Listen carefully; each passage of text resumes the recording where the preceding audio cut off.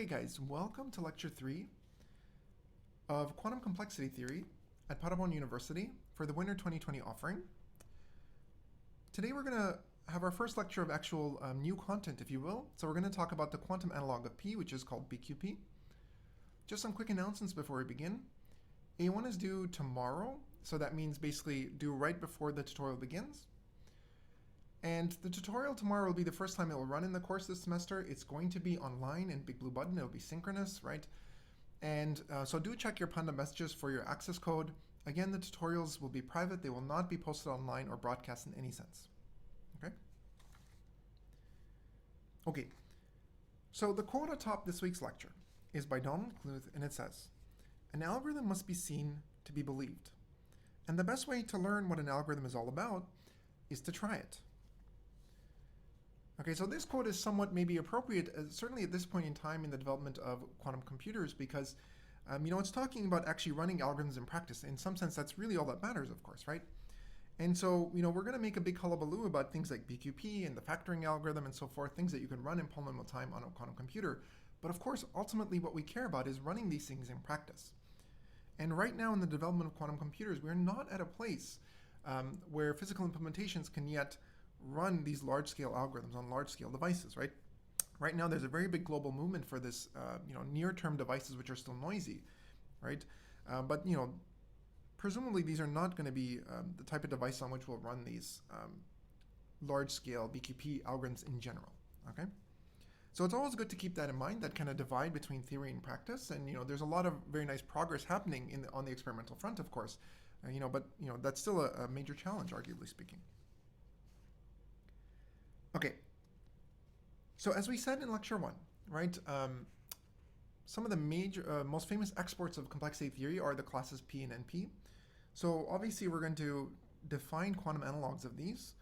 The quantum analog of P, which is Bqp, will be arguably straightforward to define, though that's a borderline false statement, right? Because to make this well defined, as we'll see today, we need notions of things like universal gate sets and the Solavei Ketaya theorem. And I'll tell you about that in a second. Quantum NP, however, which we'll cover in a future lecture, is a lot less straightforward to define. There are multiple variants of it, which all kind of, as far as we know, might still be distinct, basically. So that's a bit bigger of a mess, but we'll get to it we'll cross that bridge when we get to it. So let's start by defining Bqp, basically.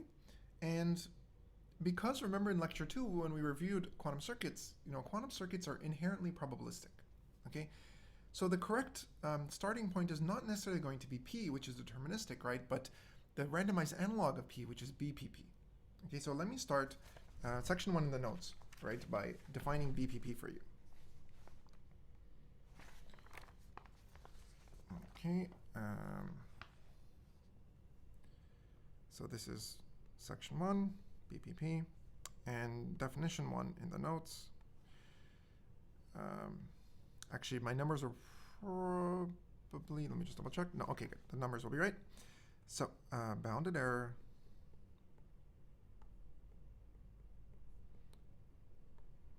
Probabilistic polytime. Okay, now I'm really going to be formal here. To give you a sense of what it takes to make these classes well defined, right? So again, this is going to be a class that takes in, well, it's going to be a language class, right? That's going to be important in a second. So it's a subset of strings, right? And we say this language class is in Bpp, remember. Intuitively, well, let me just write down the definition and then we'll talk. There exists and remember in this class, whenever I say Turing machine, TM, I always mean deterministic, but let me just be clear right now that the Turing machine, just to reinforce that the very first time I do this, if I just say TM, I really mean deterministic, okay, in this course. And fixed polynomials, maybe I'll continue writing this down here a bit. Polynomials, SL, so these are dependent on the language, that's why I have a subscript. L. Okay, so these depend on the language. They map you from the natural numbers basically to say the positive real numbers. Though if you like, I think it's just be natural to natural if you like. such that for all inputs, okay, so the important things are here x, right? X now is going to be an n-bit string, okay?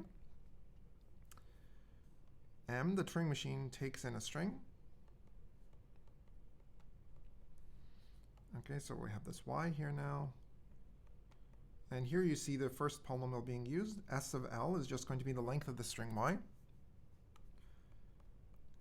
Halts in order R, L of n steps. Okay, so a polynomial in n steps where R is the polynomial. Okay, and we need to talk about, again, the completeness and soundness. So this is the S case. So if the input is in the language, right, then remember we say that then for at least 2/3 of strings y, and here's, I'm going to put this in red just so you remember, we're talking about this y here. Y in 0, 1 to the SL of n. M accepts. Okay, and then soundness states that if x is not in L, then let me be consistent here, for at most 1/3 of the strings y, basically, same thing. Let me just move this up. M accepts. Okay.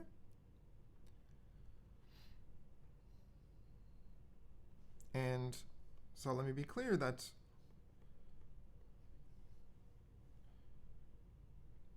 we say that M accepts. So of course, M technically is defined on, it takes in both the input x over here, right? It takes in x, and it takes in y, right? And then it decides whether to accept or reject. But more generally, for the input x, we'll say that, we'll generalize this definition to say that M accepts the input x in case 1, right? So we're just talking about the input x so that you can kind of forget about the string y in some sense. It's implicit now. And we'll say that M rejects the input in case 2. Okay. Okay, so let's just break down this definition, right? We have a Turing machine, right, that's making the decision, right? And it's kind of funny when the first time you stare at this, right? Because it looks a lot like NP, right? I mean, you're looking at this thing over here, right? This y, right? The Turing machine takes in the input x, of course. It runs in poly time, but it also takes in this, what looks like a poly-sized proof string, right? Proof string. Okay, so, why is this not just NP, right? And so if you stare at this, the key difference here is that, remember in NP, if x was in L, so in this first case in completeness, right, we only said that there has to be at least one string that causes us to accept. But here in Bqp, we have a much more robust definition, right? Here we want at least 2/3 of the proofs basically to cause us to accept, okay? And in the no case, then at most 1/3 causes to accept. So, large fractions of the strings are good proofs basically now.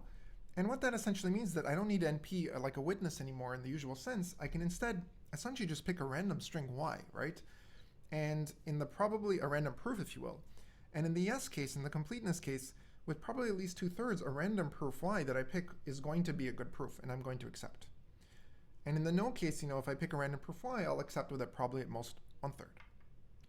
And this is exactly why, one way we can interpret Bqp as really being randomized or probabilistic polynomial time computation.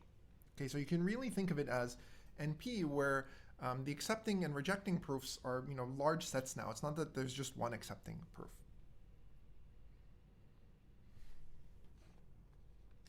Okay.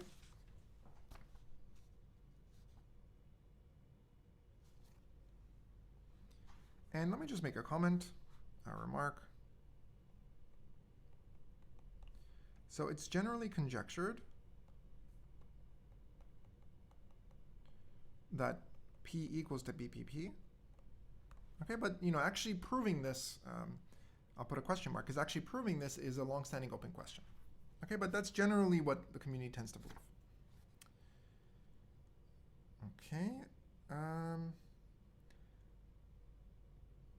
Now, what I really want to point out here is that the way I've phrased this is that we're talking about languages, right? We're talking about a decision problem. And so there's something very subtle but fishy about this definition, right? Which basically is that no matter which input x I feed in to this machine, M, right? It has to always be the case that, you have this really large set of good strings, basically, in the yes case, or, this large set of bad strings, basically, in the no case. Large set of 2/3 of the strings will be bad in the no case, right? So that's a very kind of strong property to require of a Turing machine, right? And that in particular makes this class a little bit funny in the sense that, as we'll now define, it's not a syntactic class, it's actually what we call a semantic class. Okay? And in particular, what that means is that it's not a property, this thing here is not a property that we could easily check in some sense. So let me clarify in a second what I mean by this. So in particular, we'll go to section 1.1, which is syntactic versus semantic classes.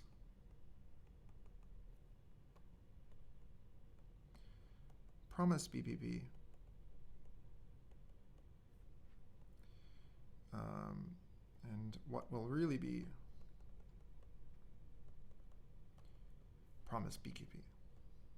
Okay, so although this definition we wrote above seems pretty natural, right? It turns out, for technical reasons, a little bit nasty to work with. It doesn't quite behave the way you might expect. Okay, so let me just say a brief word about syntactic versus semantic classes.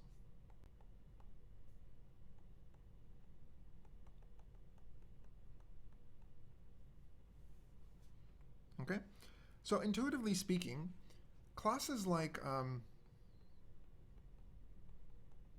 just going to wave my hands a bit here. These are classes where, given a machine from that class, right, there's some nice way just from the description of the machine to kind of check that the machine really comes from that class. Okay, so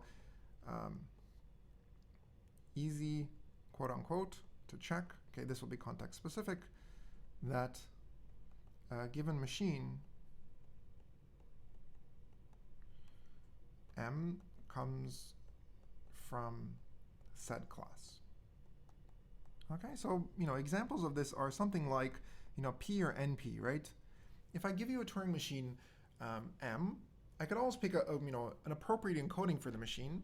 So for example, maybe the encoding explicitly states kind of the polynomial bound of the number of steps the Turing machine is supposed to take, and then once it hits that number of steps, it forcefully halts and outputs its answer, right? Given any such Turing machine written in this description, right, I can certainly check that it's a P machine in polynomial time, essentially, right? And so in this sense, the machine is syntactic, okay? The definition of the class is syntactic. Given a machine M, I could check that it's a P machine, right, in polynomial time. Now, a semantic class is something, it's kind of the opposite, right, where it's not really easy to check. Hard to check. Okay, and then the rest is the same as this, right? ... Okay, so it's kind of the opposite. If there's no kind of nice short description I could write of this Turing machine that will convince you that really it comes from this class. So, an example is in fact BPP, right? So how in the world are you going to come up with a meaningful representation, right, for a Turing machine that will convince me just by kind of easily or quickly, quote unquote, looking at this definition that this is indeed a BPP machine, like for 2/3 of the proofs it's going to accept and for 1/3 of the proofs it's going to reject, right? It's not clear at all how you would kind of fit that property into a nice, succinct description of the machine, right? And so let's see, why does this cause problems, right? Why does the fact that given a machine I can check that it's a P machine, that's good, and given a BPP machine I can't necessarily check that it is a BPP machine, why does this drive us a little crazy, right? Why does this cause problems? Okay, and the name of the game here is it's motivating why we need to move to something called promise problems, right? And everything we do in quantum complexity classes will be via promise problems. And it's important that we make this distinction because it tends to go under the radar when you kind of get into the field. So here's an example, right? Consider L a language. And remember that this is, I don't know if I defined this formally, but these angle brackets mean just a binary encoding. So pick your favorite encoding that is reasonable and makes sense, where M is a P machine, which accepts the input X. Okay? So here's a language. It's a set of all pairs, machines, P machines, and X, so that if you run P on X on that input, it's going to accept. Okay, and obviously you stare at this thing, this language is obviously supposed to be in P, right? L is in P, right? Why is that true? Well, you give me M and X, right? And I can just run the machine M, right? It runs in polynomial time on X, and I can check that it is a P machine, right? It's a syntactic class. So I can first check that M is indeed a P machine. I can check this condition in polynomial time. And once I've checked that condition, then I can actually run the machine to check if it's going to accept X. So L is indeed in the class P. Now, how about we look at a slightly different language? Let's look at this thing. And what am I going to do? The main thing I'm going to change, I'm also going to include this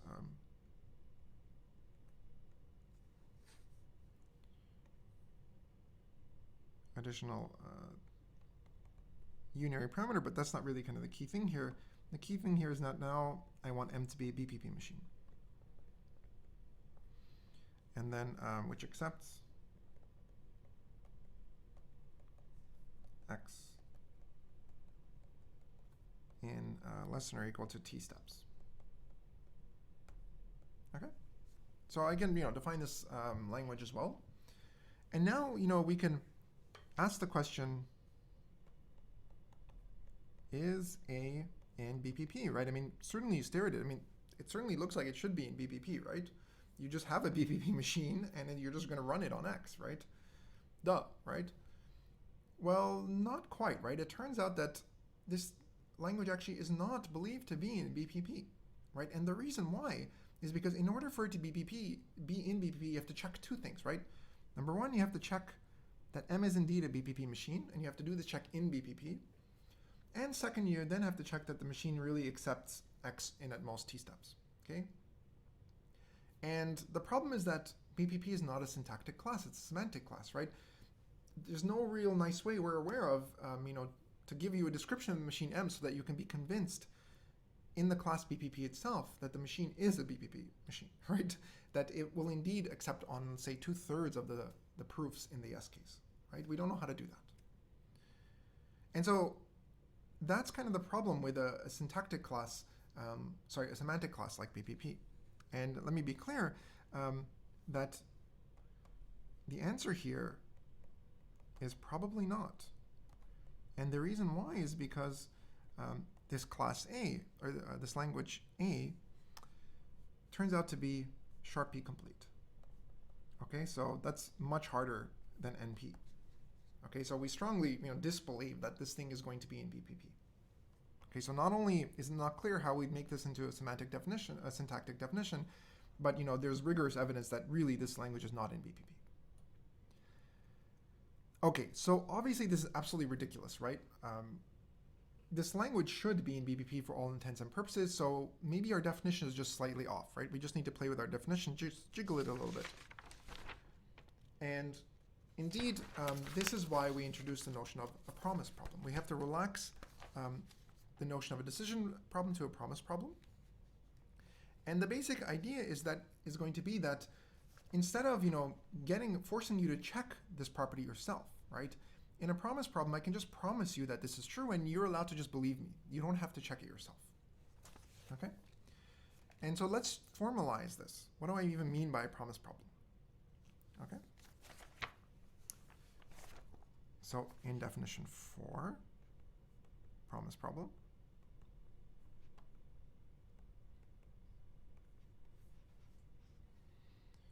Okay, so a promise problem A is a partition of all the binary strings, right, of arbitrary length into, and now remember that a decision problem, you took the set of all strings, set of all inputs, and we partitioned it into precisely two sets, right? There's the yes set and the no set. And now the difference is I'm going to partition into three sets, okay? So into three sets, okay? There's going to be a yes, and these will be the yes instances, just like before. A no, these will be the no instances. And finally, now I'm going to have a new one, right, which I'll, denote explicitly in this course, but often in the literature, this won't be explicitly defined. And this is going to be the so-called invalid instances. Okay, these are going to be the instances which break the promise. Okay, so for example, in this, if I were to think of this as a class of promise problems, these would be the instances where, I give you an M, but it turns out it's not really a BPP machine. Then you fall into this class. The invalid instances, you've violated the promise that I made to you that M should be a BPP machine. So let me formally define then the promise version of BPP, okay? And the reason why I'm doing this is because when we define Bqp today, it's essentially going to be a quantum analog of this, not of BPP, but of promise BPP. So a promise problem, A equals to A yes, A no, A invalid, is in promise BPP if there exists a Turing machine, again it's deterministic, and there are fixed polynomials, so SA, RA, actually, I think this definition is essentially identical. Well, okay, let me just write it out for completeness. But it should be essentially identical to the previous definition, except for the third case we're about to write down. Okay, so maybe I won't write out all the details because it's essentially identical, such that for all y, so these are the proofs, 0, 1 to the SA of n, M halts in order RA of n steps, and so three cases, right? 1, 2, 3. So again, we have completeness. So if x is in a yes, then M accepts 2/3 of the y. Okay, again, I'm being slightly brief here because it's identical to before. Soundness. If x is in a no, M accepts, sorry, this is going to be at least 2/3, and now it's at most 1/3 of the y. Okay, and now what's new is this one, right? These are going to be the invalid cases. So if you give me an input which is not valid, it violates the promise I made to you, then M can do whatever it feels like. M may accept or reject arbitrarily. Okay? There's absolutely no guarantee, and moreover, we don't really care, right? Because if you violate the promise, then then the machine, this is like preconditions, right? And when you're coding, a lot of times it's good to say when you write down a method, right? In Java, let's say, you write down pre and post conditions in the comments, right? You should always do this. The preconditions say, what are the assumptions you're making about the input parameters that go into the function so that the function will operate correctly? And the post conditions say, well, assuming you satisfied the preconditions, what will the function guarantee that it's going to output for you, right? And so if you violate the preconditions, that's like being in an invalid case, right? If you don't satisfy the preconditions of the function, then you don't expect the function to do what you want, right? Okay, so that's promise BPP, and you might wonder, so now, of course, now we don't have a problem because, in this language or this class is certainly in promise BPP because we don't necessarily have to check, we would be promised then that M is a BPP machine, and we don't have to check this ourselves, basically. So if you give me an M that's not a BPP machine, then we would consider that instance to fall under this class. And so then I don't care what the machine does.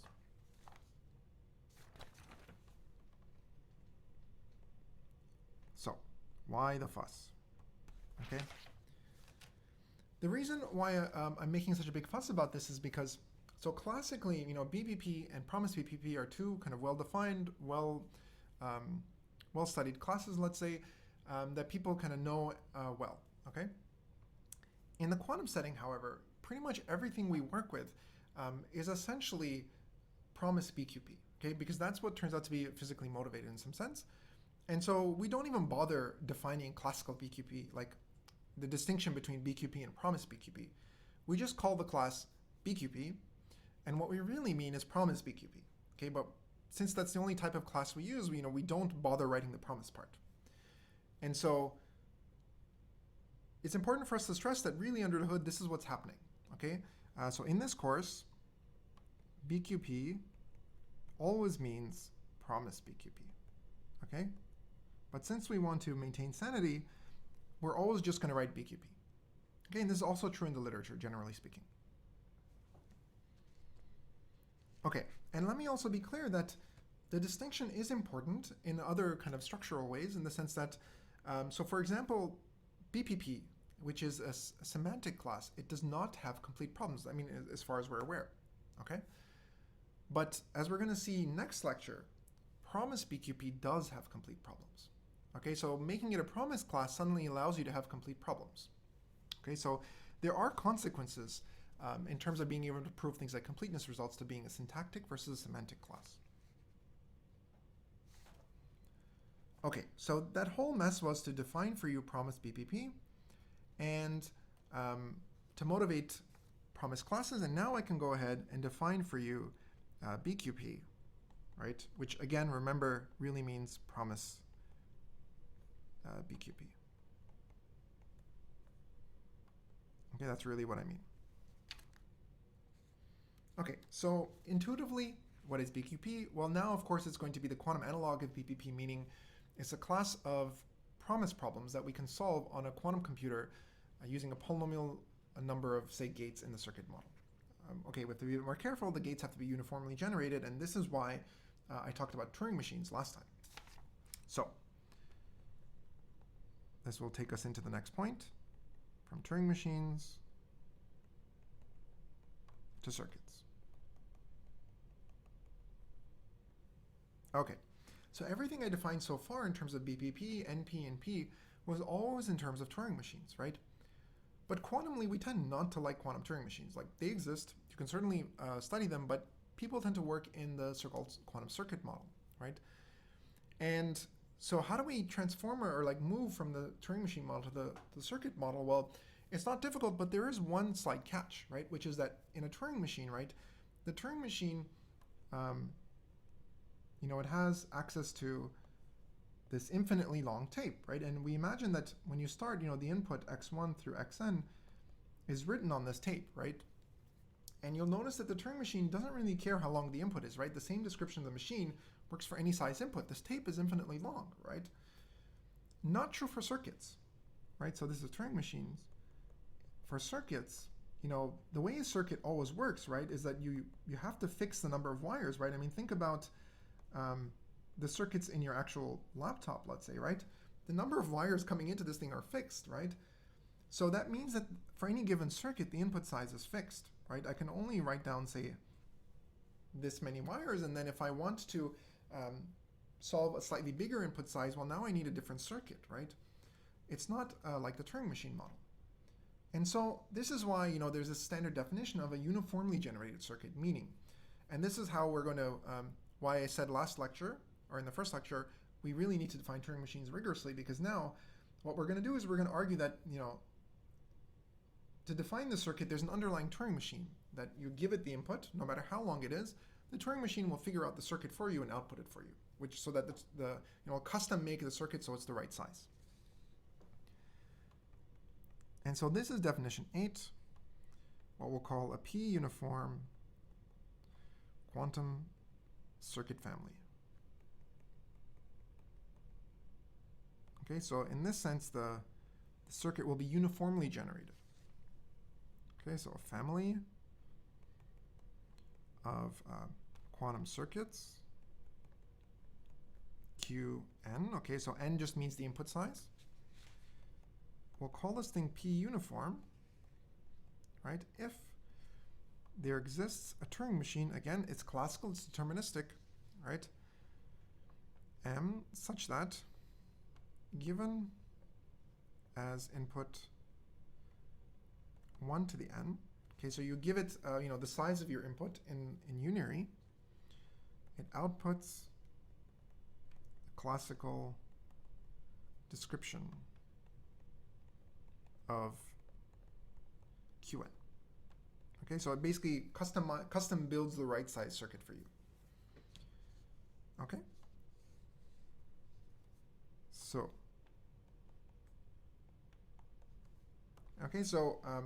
I think, so that's an important definition, right? I mean, that's how this class of circuits is well defined in some sense, to handle multiple size inputs, right? And there, just a quick point, right? Why in the world did I specify, the input size in unary as opposed to binary? Well, the reason why is because remember that this Turing, that's exercise 9. So why is n specified in unary, okay, as opposed to binary? So I encourage you to stop the video right now and take a moment to think about it. The reason is because, right, remember the Turing machine needs to run in time polynomial. Sorry, I guess I should, this needs to be updated. This should be polynomial time machine, of course. Oh, no, sorry, it is in the notes, I just didn't write it down. There exists, of course, this is going to be a poly time machine. Let me be clear. Okay, so the machine gets to run in time polynomial in its input size, right?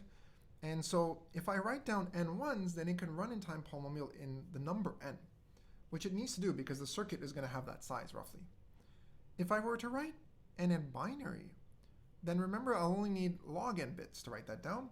And so then this machine can only run in polylog n time, which is certainly too small to write out the circuit in general because, well, it's got to have at least n wires, and that can only run in polylog n time. That makes no sense, right? Okay, so that's what we mean by a p-uniform circuit family, meaning that, we can generate this thing kind of on the fly to be the right size. And now we can define BQP, bounded error, quantum polynomial time.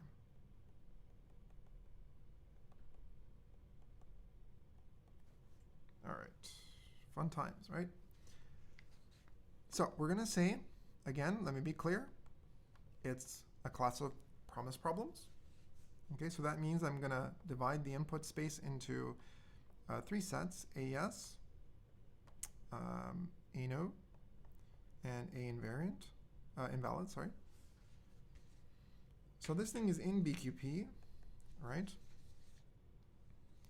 If there exists a p-uniform quantum circuit family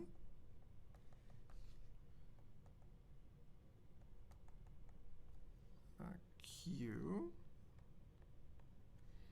and there's a polynomial Q, takes us from natural numbers to natural numbers, such that, okay, so let me satisfying the following. Okay, so what is the following? So for any input, so again, let's put these important parameters in red. So it's an n-bit input, right? Notice how BQP takes in classical inputs, by the way. This is basically true for most, if not all, complexity classes we tend to study. So given the input, what does Qn do? Qn takes in n plus q of n qubits as input. Okay, so the first n of these, of course, will be the input itself. Okay, so maybe I'll draw a picture. It's even better than, okay, let me just, I won't write the rest. Let me just draw a picture. I think it's much better than, so here's my Qn, right? What does it do? Well, it first takes in n qubits in a first register, right? And this is going to be the input x, right? And we can imagine, of course, this is ket x written in standard basis. And then it will take in some q of n, right? Q is some polynomial inputs. And these are ancilla qubits. These are just workspace, basically. These are what we call ancilla. Okay, so there are q of n ancilla qubits that are just workspace. We always assume they're initialized to 0. And generally speaking, I'll call this register B, and I'll call this register A. Okay, just for brevity. And what I'll assume is that there's one kind of important qubit that comes out of this that we care about. We'll think of it as being the first qubit of register B. So let me label this as qubit B1. Okay, so of course all these wires also come out, but somehow I'm not really going to care about the other ones. Okay, and the idea here is that this is what we're going to call the output qubit. Okay, and we measure it in the standard basis. Okay, so if you want the full written formal definition, it's in the notes. I think a picture is better for the lecture. So, the Turing machine outputs the circuit, and the whole idea is that, we're going to measure this qubit, and if we obtain a 1, we accept. That's kind of how we define accept. And if when we measure this output qubit, we get a 0, then we're going to count that as rejecting. Okay, so that's the basic setup. Okay, so what are the completeness soundness conditions then? So completeness. So if x is in a yes, then basically we want to generalize this notion of classically, for 2/3 of the strings, the proofs you could have fed into the box classically, the classical Turing machine would have accepted. And so the obvious quantum analog of this is that we're going to say that when you measure this single output qubit with probably at least 2/3, you'll get this accepting outcome, which is a 1. Okay, you'll see this guy. Okay. So if x is in yes, right, then Qn accepts WP with probability, okay, at least 2/3. Okay, so I don't know if I've written this yet, but let's do it with I was trying to define it and I just rewrote the same thing. So let me define it the first time I use it with probability. Okay, so just like the naive quantum analog of BPP. And now soundness, if x is an a no. So again, take a moment to pause the video and guess what should go here now. Okay, and then I'll say Qn accepts with probability at most 1/3. Okay, and now how about the invalid case? Well, now you gave me an input that is in the invalid set, so I give you absolutely no promise on what's going to happen. So Qn accepts or rejects with arbitrary probability. With arbitrary probability. Okay, so I don't promise you anything at all.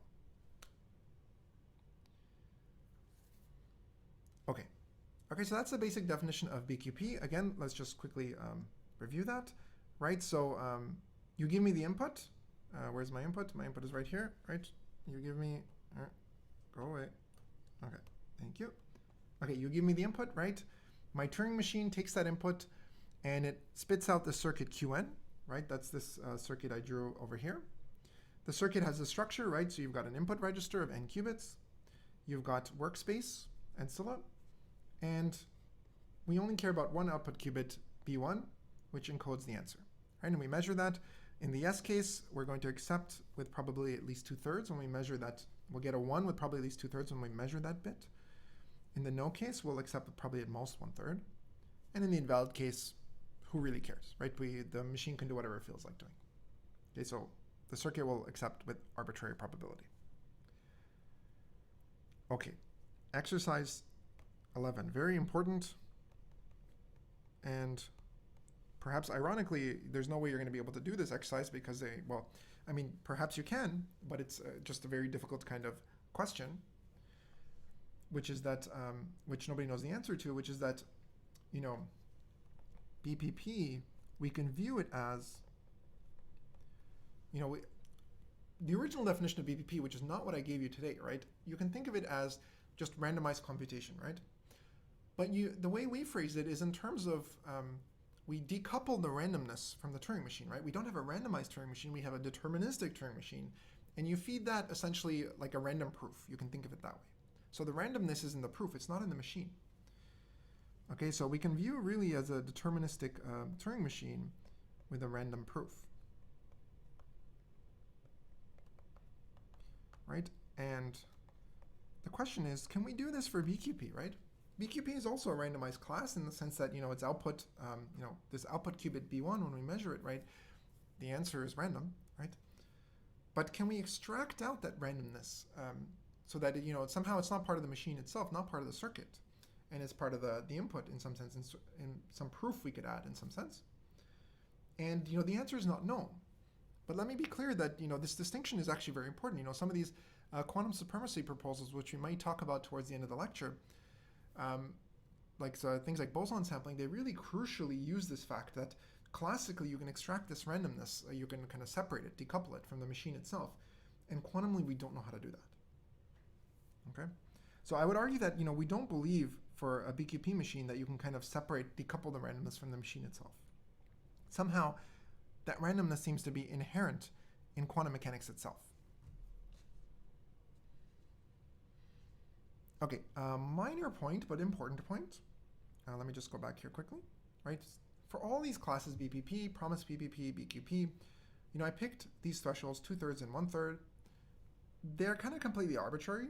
As long as the two thresholds I pick are sufficiently separated, by which I mean they're at least an inverse polynomial apart in the input size n, it turns out the class is well defined. It's still the exact same class.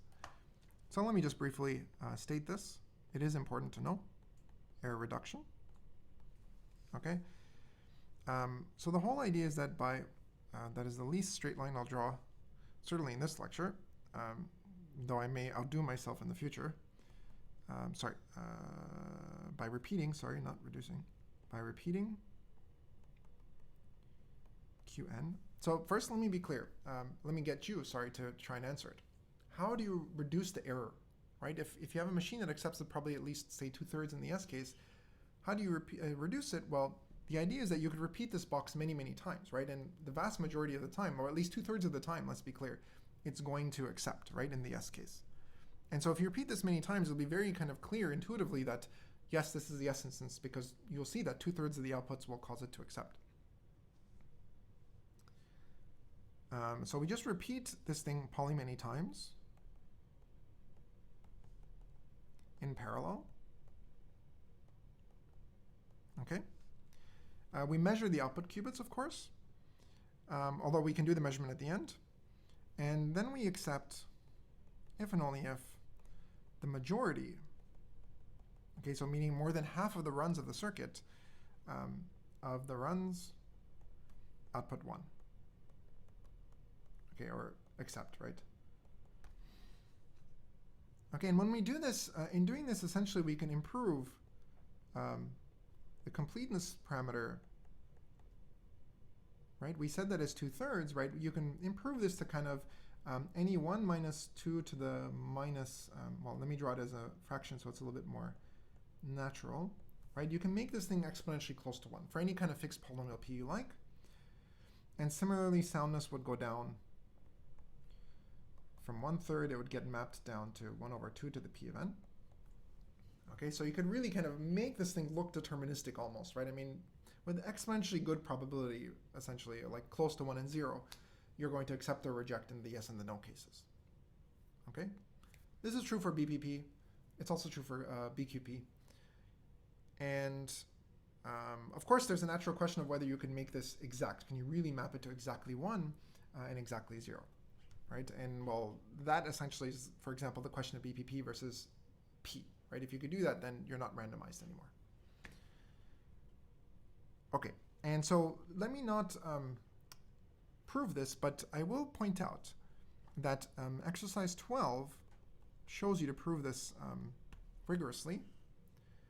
And it uses something called the Chernoff bound, which is crucial. I do need to state it at least in the notes that because we are going to use it over and over again. And the version I'll write is the version that kind of will give you this in the easiest sense. Oh, why in the world did I write build? Bound. Okay. And what it says is that if I have a sequence of random variables, so these are identical and independent random variables. Okay, and so from now on I'll just write RV in the future. And in this particular case we're talking accept or reject, right? They output 0 or 1. So these random variables will be over the set 0, 1. That's their domain. And such that each xi has value 1. Maybe I should say,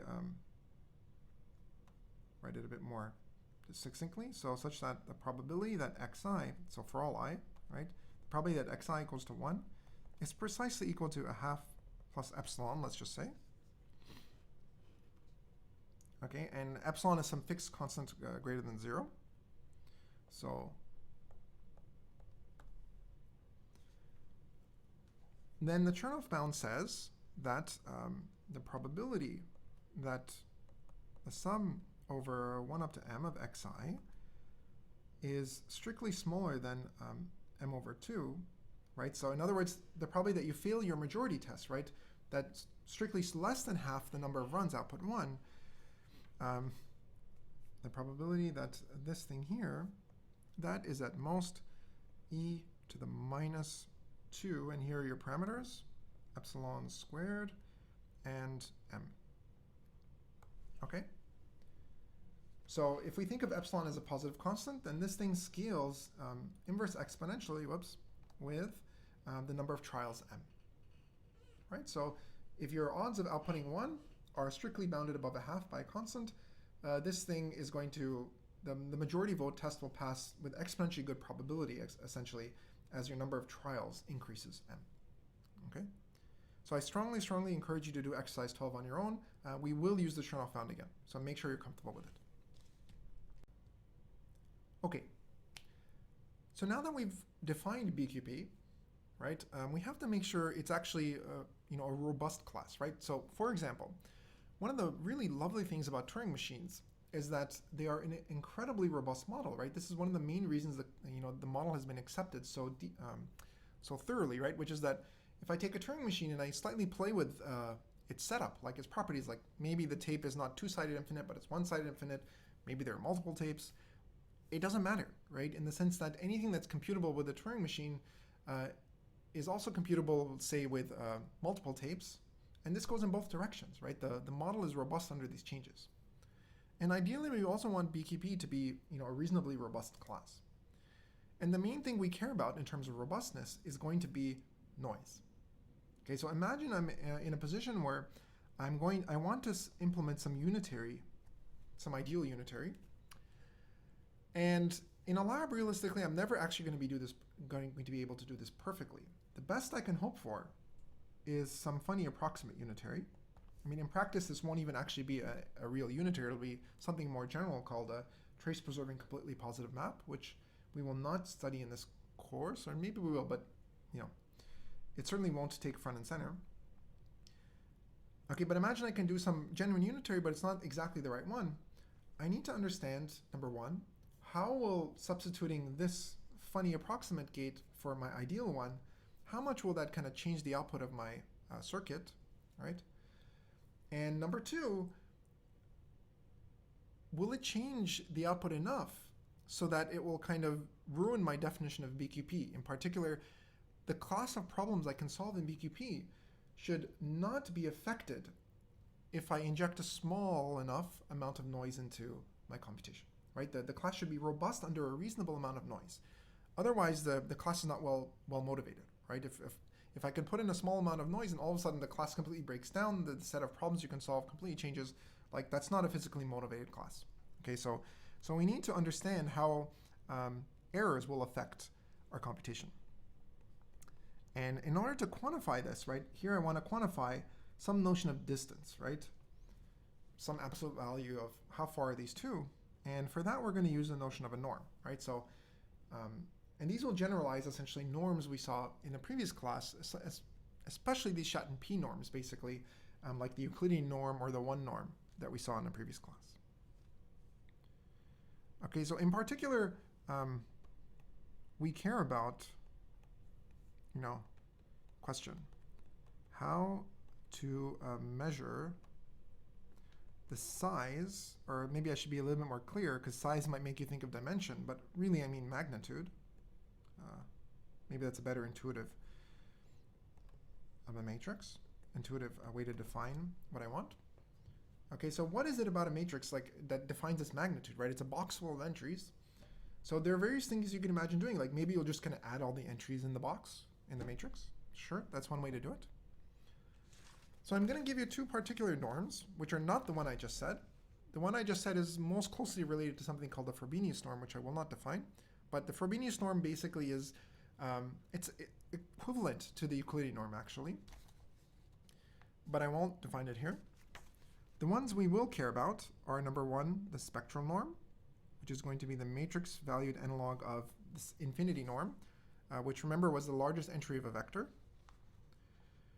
And we'll define the trace norm. So let me start with the spectral norm first. Okay? For any operator M in this space, we define the spectral norm as follows. Okay, and here, the way I'll define this is I'll put this infinity here because it's really going to be, formally speaking, it's the infinity norm on the vector of singular values of M. But you don't necessarily need to know that. That's just a nice way to see the definition I'm about to give you. So this is going to be what? One way to define the norm of a vector is to say, over all the input vectors I can give you, what is the most you can cause a vector to stretch out? Right? And if you could do this, right, if you have a vector, let's say, which starts with norm 1 and you hit it with this matrix and suddenly it's got norm like a bazillion, right, you should think of maybe this matrix as a very kind of large magnitude matrix. And that's exactly what this thing does, this norm. It says, I'm going to give you a maximum over all vectors in CD, and without loss of generality, I'll assume the vectors are unit vectors. You can modify the definition to deal with the case where I don't write unit. And what I'm going to do is I'm going to take my vector. I'm going to see how much, when I hit it with M, I can stretch it out. And how do I measure stretching out? Well, I'm just going to use my good old friend, the Euclidean norm, right? I mean, this object here is still a vector, right? It's a matrix times a vector. And so for this reason, sometimes this can be called the induced Euclidean norm or 2 norm, because really it's just, you're still taking the 2 norm of a vector. Okay? So that is the infinity norm. How much can you stretch a vector? And maybe let's do a very cute example, very simple. This is exercise 13, where if I let M just be equal to 3 times the projector onto the 0 state, then what is the infinity norm of M? Well, you'll notice, I won't do the full calculation, but you'll notice that if I take M, and I can pick any vector I want, right? There's a maximum here over all vectors. So in particular, if I take M times 0, what will I get? Well, I'll get 3 times 0, 0. That's just the definition of M times 0. And this inner product, these are both unit vectors, the same unit vector, so it's going to go to 1, the inner product. And what will pop out is 3 times 0. And now, of course, the norm,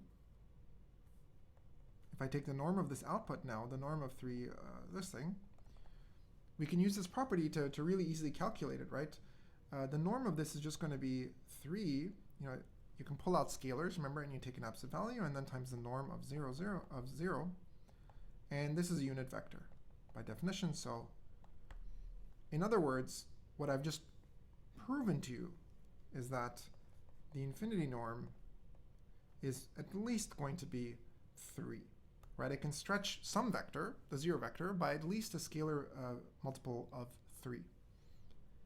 And in fact, it turns out that, the infinity norm of M is exactly 3, and, I'll let you prove a matching upper bound. But that's kind of the intuition of how this norm works.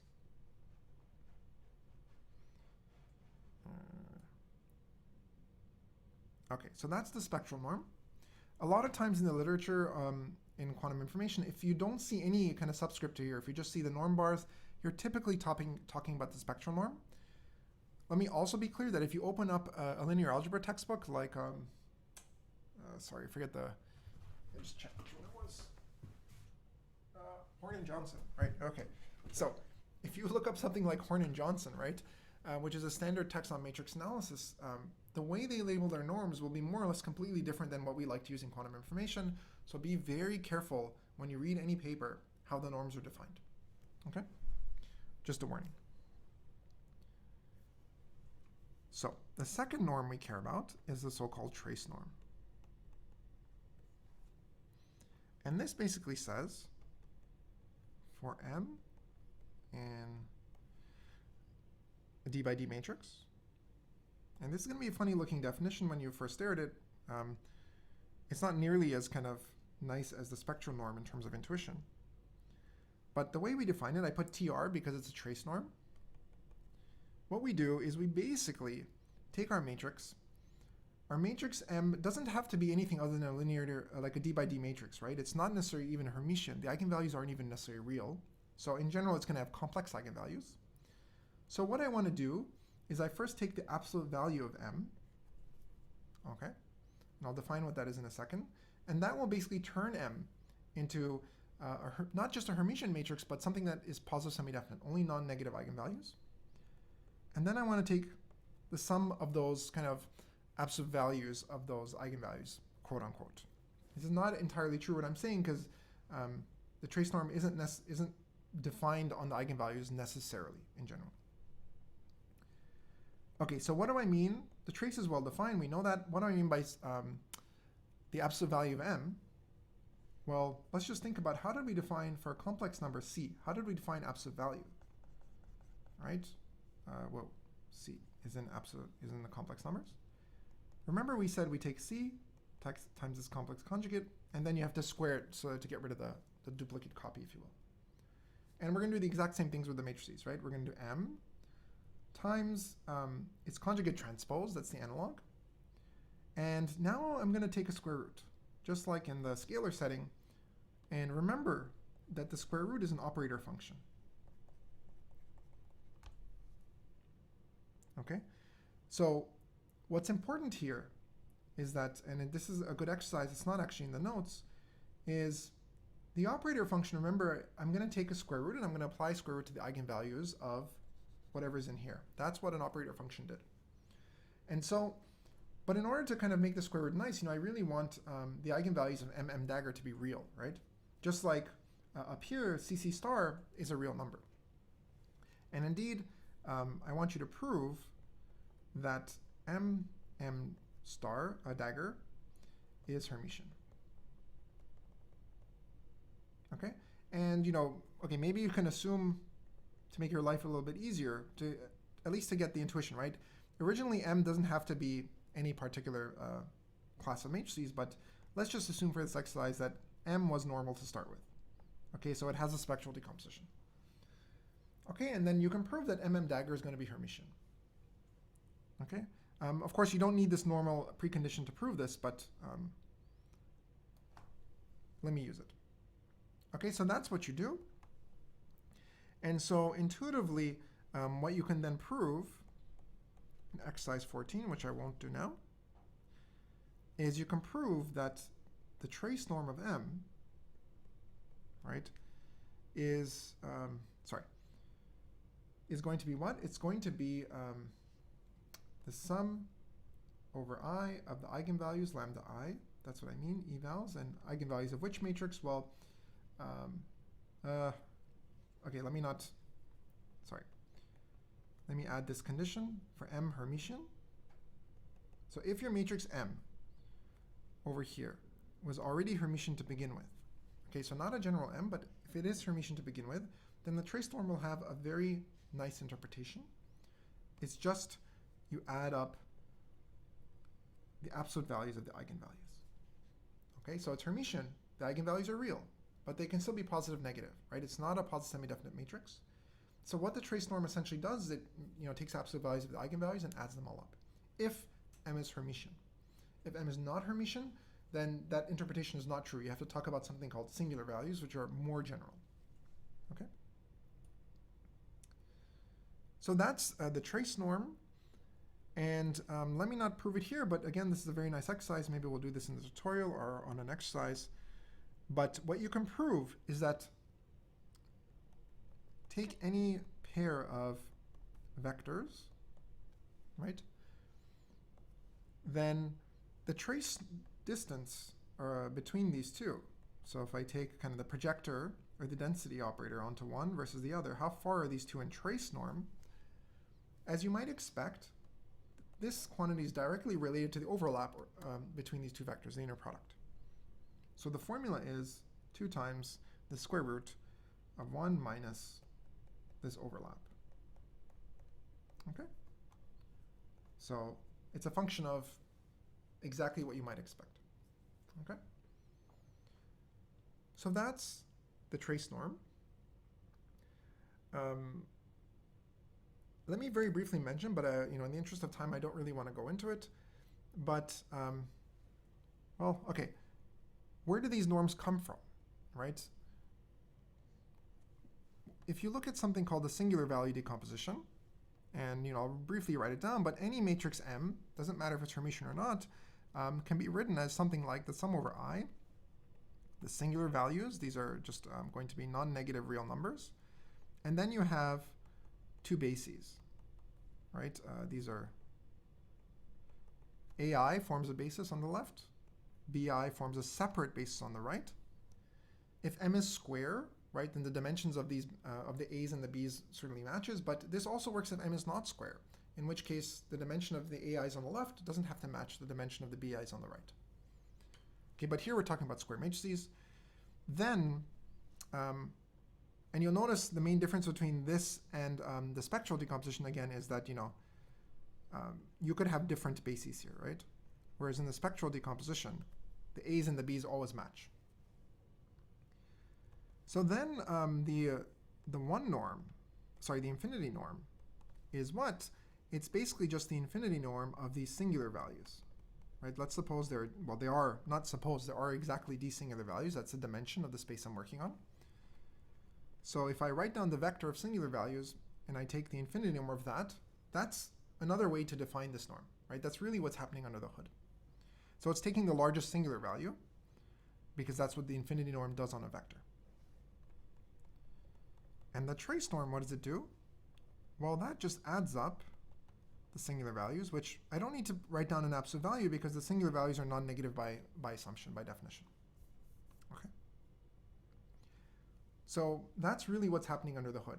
And a lot of the properties we'll see later, for example, today, like the unitary invariance of these norms basically follows from this definition in terms of the singular values. Okay, actually I'm about to write that down, so let me just mention properties of norms, right? So norms are allowing us to say something about the magnitude of a matrix. And so, well, I mean, I just defined these guys. So now it should be hopefully clear that you can define the norms equivalently in terms of just the classical vector norms, basically, on the singular values of the matrix. And what that means is that, of course, we're going to inherit all the properties of the usual vector norms, right? Because that's really what this is under the hood. Okay? And so, what do we get? Well, we get the triangle inequality, right? One of the absolute most useful inequalities in linear algebra, even though it's super simple. Okay, so for example, this means that so for both of these norms, I'm not going to write down the subscript. For both of these norms, remember this means that we get the norm of A plus the norm of B.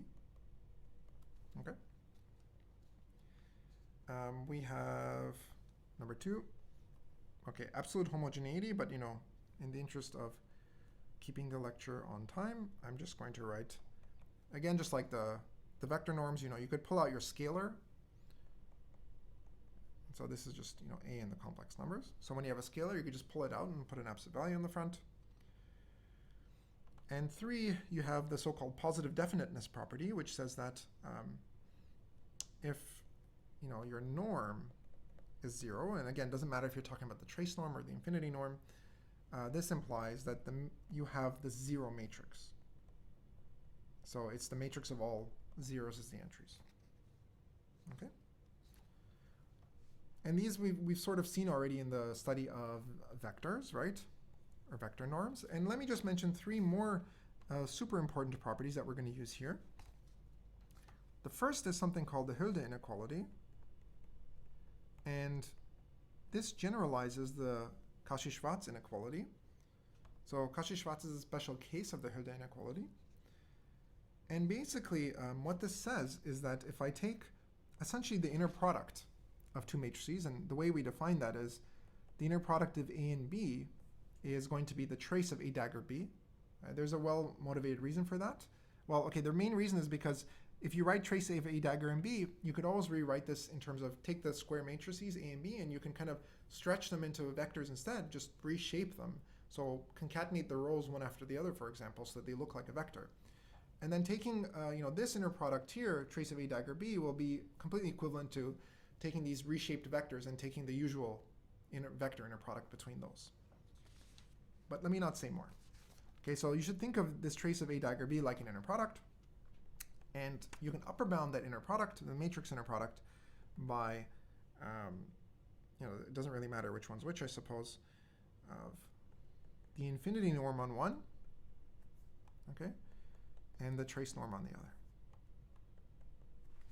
Okay. And so it's very important here that the choices of norms are different. Okay. So if you have maybe, if A and B are operators and you want to use this bound, suppose one of the operators, say A, for example, has a lot of eigenvalues that are like 2 to the n eigenvalues, but they're all 1, right? They're all very small, the eigenvalues, but they're just really many of them, right? Then you want to put A inside this norm, right? Because this norm will just pick out the thing. I'm assuming A, for example, is just a Hermitian operator here. So we're just talking about eigenvalues, right? The infinity norm will just pick out the largest eigenvalue, which is 1. So this will be very nice and small. Whereas, and then you get a type bound, right? Whereas if I were to stick A in here in the trace norm will just add all the eigenvalues. So if I have the eigenvalue 1, 2 to the n times, the trace norm will give me 2 to the power n, which is much, much bigger than just putting out a 1 in the infinity norm. So that's a sense of why you might want to be careful about which operator you stick in which norm. You have the freedom of picking whichever is advantageous to you to get the tightest bound.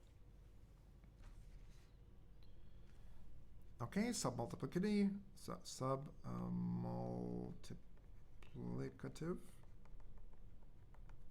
Okay, and this means that, so I think this, I have to double check, but I think this only holds for the infinity norm, but I could be wrong. Somehow I feel like I'm wrong, but I'm just going to write down what I have in my notes right now. And finally, invariance under unitaries. This is important, and we're going to use this today especially. But we're going to use all of them. Well, I think we'll use all of them. Invariance under unitaries. All right. So this means that for all unitaries, u comma v, right?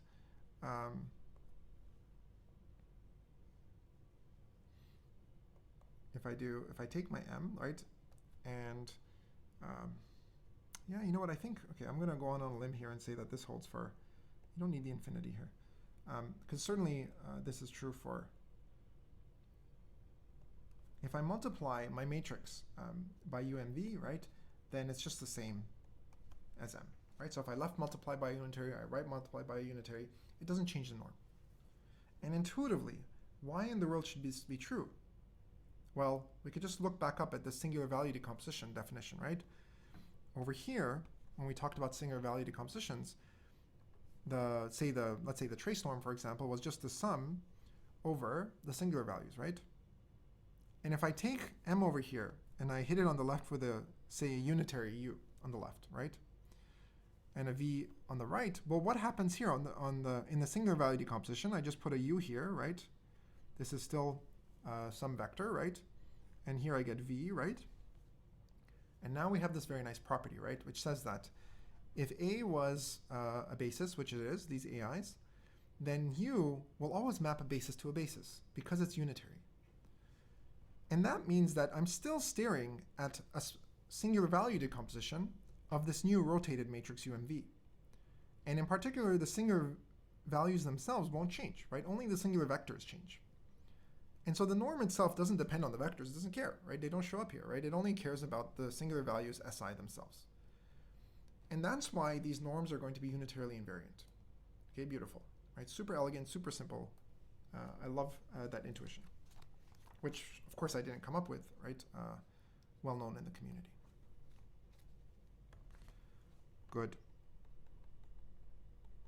So now the spectral norm is fairly kind of self-explanatory. You know, you're interested in how much can I stretch a vector. The trace norm is a bit of a funny beast, right? But it turns out to be super, super well motivated in quantum information theory. Let me tell you the motivation, okay? So here, let's play a game, right? I know we don't get to do this often in university level courses. So let's play a game, right? The game is this. So I have consider two density operators. Okay, and I'm going to call them rho and sigma. And you know, these are just going to be d by d matrices. Okay, so they're positive semi-definite trace one, they're density operators. And let me be clear that so it's the game between you and me, all right? So you have a matrix description of these, right? So imagine that you have written down full matrices that describe rho and sigma ahead of time. I tell you what they are. So what I do is I secretly pick and prepare with probability of 50% either rho or sigma. Okay, so we both know what the matrices are. Without telling you, I flip a coin kind of privately, and if it comes up heads, let's say I prepare rho. If it comes up tails, I prepare sigma. Okay, and now I send you my secret state. Okay, and again, I don't tell you which one it is. All right. Okay, now your job, your task. Did I send you rho or sigma, right? How well can you guess which one I sent you? So intuitively, if rho and sigma are very close to each other, right, they're almost the same matrix, then intuitively, you know, via any quantum measurement you could make, it should be very hard to distinguish these two states, right? That's kind of obvious. And at the same time, you know, if rho and sigma are kind of very, very different looking matrices, then you would expect that there is some measurement that will distinguish these two very, very well. And it turns out that the trace norm characterizes precisely this distinguishing task. Okay, it tells you exactly what are your odds with the best possible quantum measurement, regardless of whether it's efficiently implementable or not. It's just whatever is allowed by quantum mechanics, period. What is the best probability with which you can distinguish rho versus sigma in this game? Okay, so the punchline is the optimal probability of guessing correctly is, okay, and this is via any, let me be clear, measurement allowed in quantum mechanics, doesn't matter if it's efficiently implementable or not, is precisely this quantity, a half plus a quarter times none other than our good friend, the trace norm. Okay? So, you know, this is really a very deep statement, right? It's saying that this trace distance has a very nice operational interpretation. It tells us exactly what is the best we could ever hope to distinguish two matrices via a quantum measurement. Two density operators, more accurately. Okay, and so I'll let you reflect a little bit on what this means in terms of, what values can this trace norm take on, right? It's at least 0, of course. But, because this is a probability, this big thing, this should, of course, be at least 0, and this should be at least 1, and that should allow you to guess what is the allowable range for this trace norm, okay, for a density operator. And things like this. So I'll let you reflect on that on your own.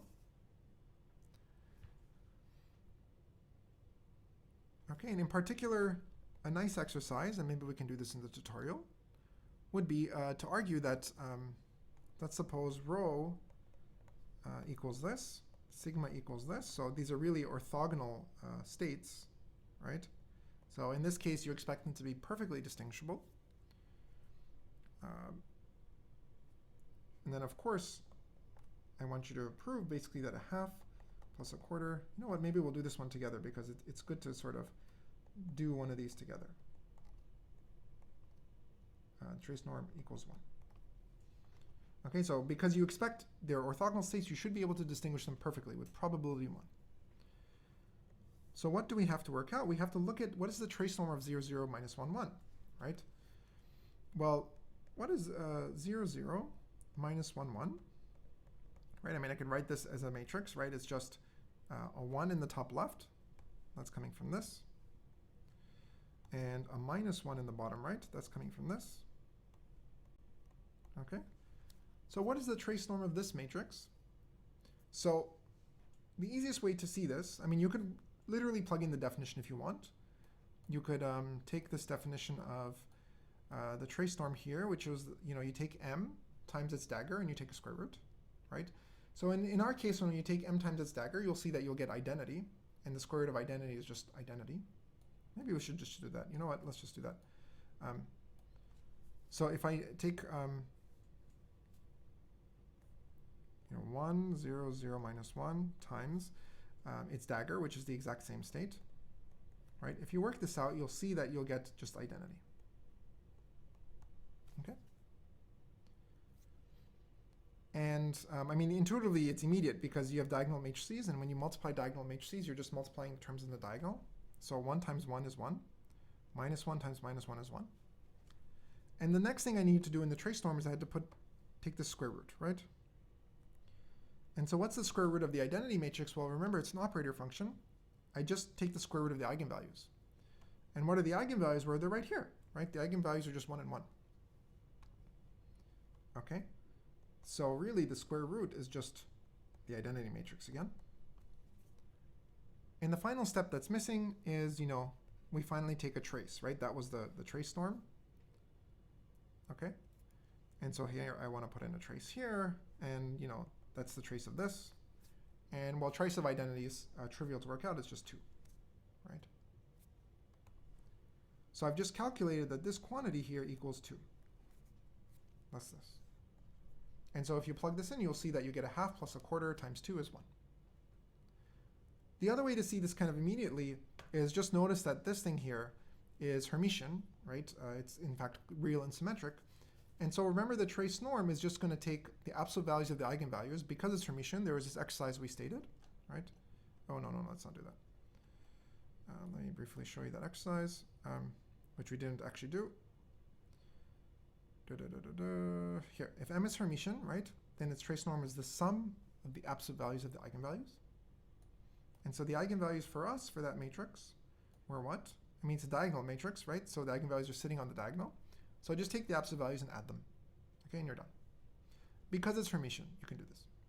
And again, you would have gotten 1 plus absolute value of minus 1 is 2. Same answer. Okay? Good. So that's why we care about the trace norm. It is operationally motivated by this distinguishing game, right? It tells us in quantum mechanics what is the best you can distinguish a given pair of density operators, even if you know a full description of these matrices, and you can do anything allowed by quantum mechanics. Okay, so right now I just defined all these norms, and the reason why we define the norms is because now we can define a notion of error, like we can quantify the amount of error in a matrix, right? So remember, we have this idea that I cannot implement my unitaries perfectly in general. There's going to be some noise, and I want to bound that noise, and the way I do that is by applying norms to matrices, right? To I have a matrix which quantifies my error, and I want to know, what is the size of that error? how far apart are my ideal matrix from my approximate matrix. So perturbations to quantum gates sequences. Okay. So now suppose I have a quantum circuit. So U is circuit U1, U2, ... and there are m gates in the circuit. So you can think of these guys as, for example, 1 and 2 qubit gates. That I'm applying to pairs of wires, let's say. And suppose that I cannot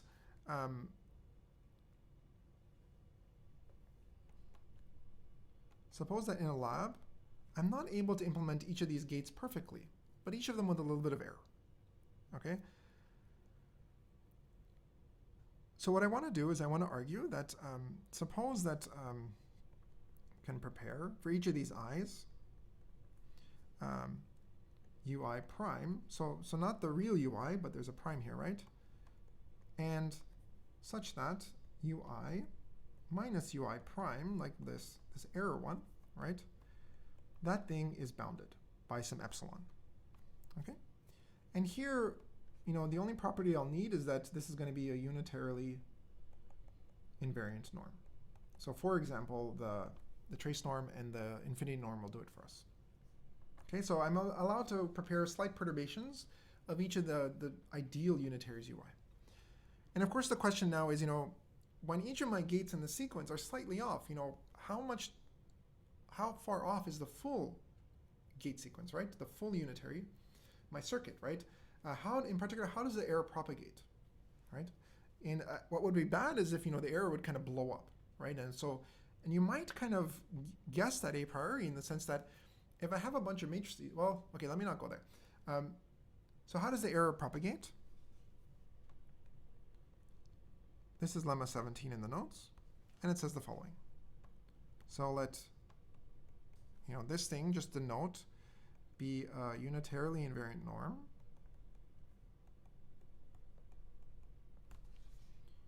And so let u equals to what we had before. And this is the approximate gate sequence now, where each gate is slightly perturbed. Satisfy for each individual gate, we're off by at most some epsilon with respect to whatever norm we're interested in. And this is, for all I. Okay. And so how far off is the full evolution? Meaning, if I take, u minus u prime, right? The full circuit, how far is that off? Well, it turns out that it will scale extremely nicely. It'll be epsilon times m. Okay? So in particular, here's your epsilon. Okay, so it'll scale with kind of how far off each gate individually is, of course, like this we expect. But the really nice thing is that it scales with the size of the circuit, linearly with the size of the circuit, right? It doesn't blow up in some exponential fashion. It just says, if I have m gates, they're each off by epsilon, then the total is at most m times epsilon, right? That's kind of the best you would hope for in some sense. Okay, I mean, unless the error would kind of clean itself up, which, is not going to happen in this most general setting. Okay, so that's really, really nice. We have this linear error propagation, and let's prove it. And it's a very cute proof. It'll give you a chance to practice playing with norms, okay? And, good practice, whenever you write a proof, remember, always write down your proof technique. Here we're going to do an induction on the length of the sequence m, okay? So induction means we have a base case, m equals to 1. Well, in that case it's trivial because I don't have a sequence of gates, I have just one gate, and I already have a promise on each gate what the error is, right? So that's trivial. So let's assume the claim holds for some m, some sequence of at least 2 gates, and define for brevity, v will be, and you'll notice how I've left out the very last gate right? So it's everything except for the very last gate. And likewise, v prime is going to be everything u prime. But again, I leave out the very last gate. Okay, so I'm stripping out the last gate. Oh, it's an inductive argument, right? So I have to remove the last thing in the sequence to apply the inductive hypothesis. Okay, so I'm just defining these v's because I'm going to use them in a second. So what I care about is this, right? I care about the full circuit minus its approximation, right? What is that?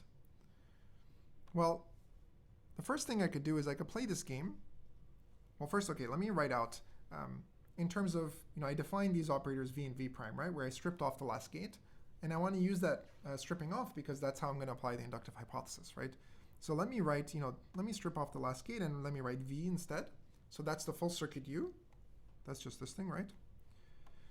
And likewise now, u prime, well, what is that? Well, I can, again, remove the last gate and put v prime here. Okay, that's just this thing. And now I'm going to play this fun game. The fun game is that, if I add and subtract the same thing, it goes to 0, right? It doesn't change anything. So let me add and subtract this.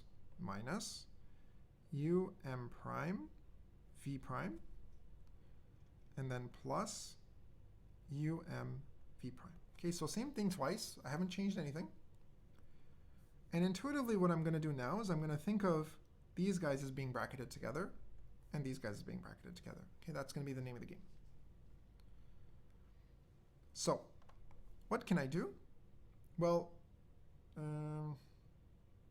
sorry, I think I have a typo. Sorry, I don't know why those brackets are there. Let me undo the brackets, actually. I think that's a typo in the notes.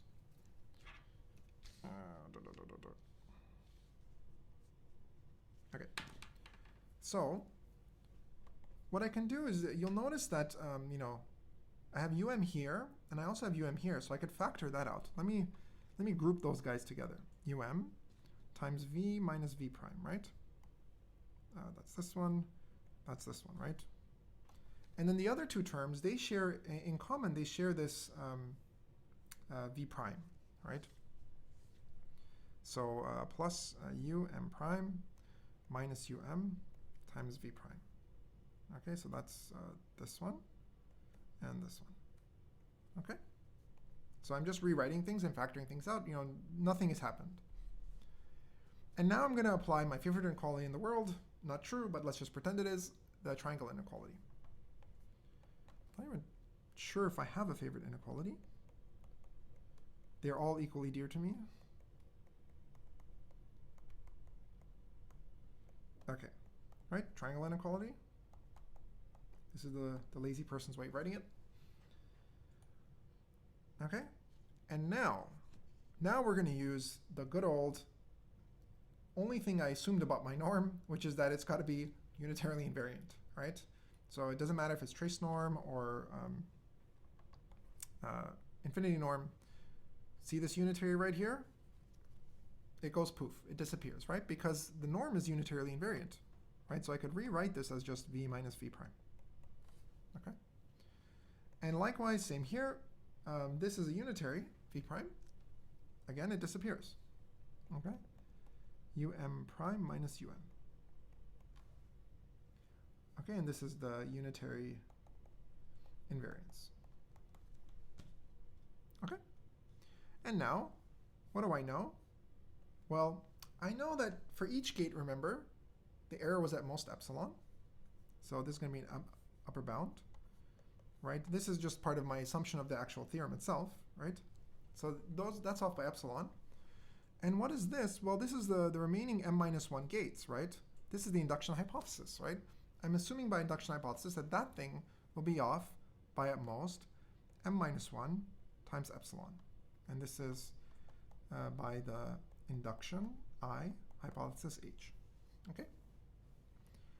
And that is exactly what we claimed, m times epsilon. Right? So, ta-da, there it is. Okay, so amazing, right? The error propagates linearly. And so in particular, what this says is that, in a class like Bqp, where as long as the completeness and the soundness thresholds, we define them as being at least 2/3 or 1/3 acceptance probability in the yes and the no cases. As long as they're inverse polynomially separated, right? Then what this means is that since my gate sequences are going to be polynomially long in Bqp, right? If my error per gate is some sufficiently small inverse polynomial, right? That's good enough so that I don't kind of, I'm still able to distinguish yes from no cases intuitively for Bqp. Because the additive error, if I run the true Bqp circuit versus this approximation, it will scale like some very small inverse polynomial times the number of gates. And as long as that doesn't take 2/3, let's say, and bump it down to 1/3, I'm still going to be able to tell a yes case was a yes case, a no case was a no case. Okay. Well, okay, I'm getting a little bit ahead of myself. That's the intuition. Let's make this slightly more formal, because technically speaking, in Bqp, you run the circuit, and then you do the measurement. And what really matters, of course, is we want to argue that the odds of outputting yes or no are affected nicely by this error m epsilon in this lemma. Okay, so the question is, how do the measurement stats in Bqp change under this kind of error? Okay, so that is, I'm not going to prove this to you because you can actually now prove it yourself. So here's the general statement that you can apply. So that's some density operator. That's what this D meant. Pi in, it's going to be a linear operator on C of D is a projector. I guess technically, to try and use some of my notation, it's a positive semi-definite operator, but not only that, it's actually a projector, which means that it has eigenvalues 0, 1. And U comma V, and they're unitaries. Okay, and such that, these two guys in the trace norm are at most epsilon. Okay, so the theorem we just proved above is for any norm, so in particular it's true for the trace norm. So suppose these two unitaries are close, right? Whatever epsilon is. Then the key point is this. If I take my start state rho, right, whatever it is, doesn't matter what the start state is. For Bqp, the start state is of course going to be all zeros. And then I run my circuit, right? I run, let's say, U, and so we conjugate the density matrix by U and U dagger. And then I measure according to the projector pi. Okay, so this is my output state. To measure it, remember, we take the trace of this thing times pi. So that will be the probability of outputting the support, an answer that's in the support of this projector. Okay, so and then we care about this, of course, versus, now this is of course now a real number, right? It's a probability. So I care about that versus rho, and now I have, and now I have V, oops.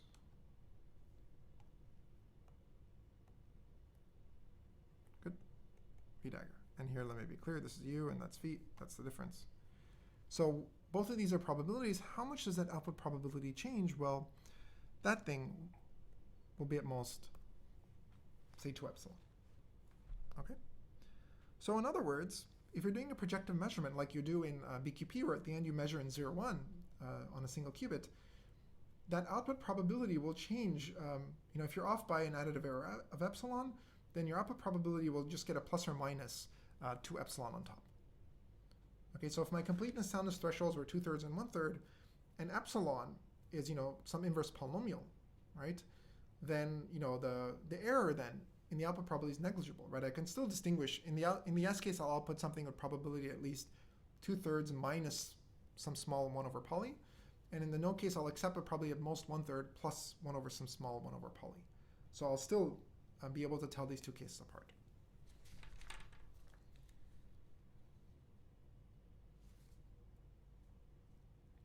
Good. And so how do you prove this? This is the proof is going to be in exercise 20. Okay? And so the idea is that you want to write this, just rewrite that expression slightly differently, which is the trace of pi times u rho u dagger minus v rho v dagger. Okay, so it's an absolute value, and hint, hint, you should think of this operator and this operator. And if you want, this is a projector, so I can put a dagger here without changing anything. And this looks an awful lot like a matrix inner product that we've already seen today in today's lecture. Okay, so you want to upper bound this, right? And use one of the nice inequalities we talked about for matrix inner products, absolute values of matrix inner products, that had a fancy name named after somebody. Okay. So now, the next thing I need to discuss to make sure that this notion of Bqp is kind of well defined or robust in some sense, is the notion of universal gate sets or quantum gate sets. And there's a lot that can be said here, of course, but in the interest of time, we're not going to say much other than to just kind of state what they are and what they sort of bias.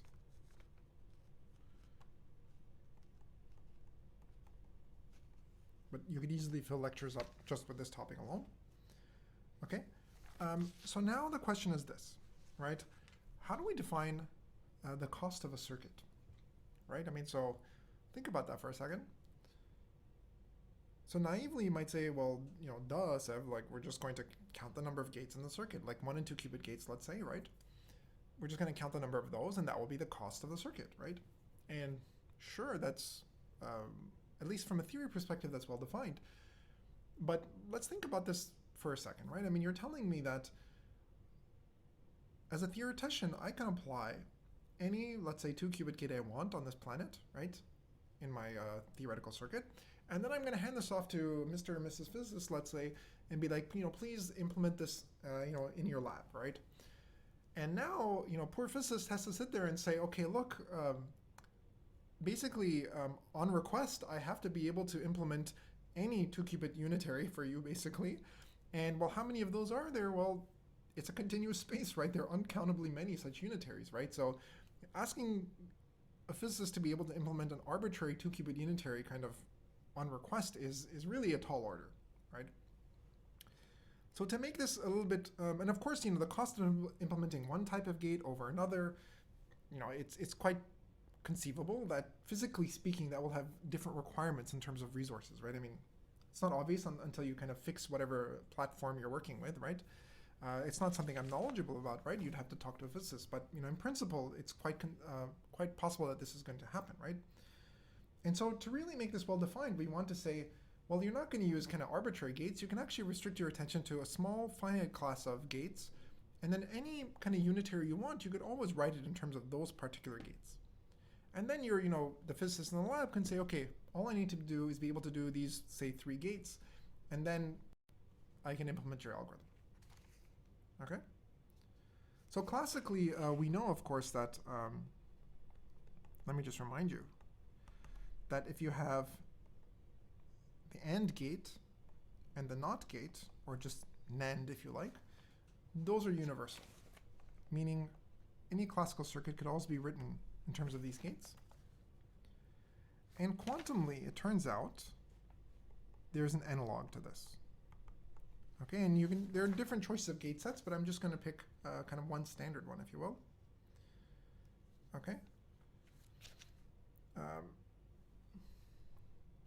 An example is if I choose the set S, which consists of 3 gates, right? There's a C0 gate.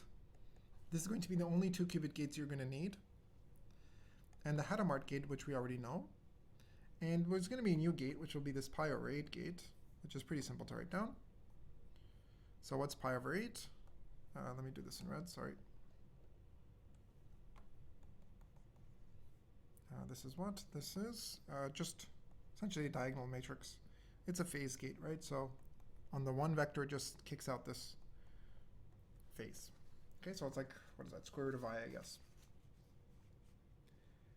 Okay, so, it turns out, and we won't prove this here, but I'll give you a slight sketch of kind of roughly how this works.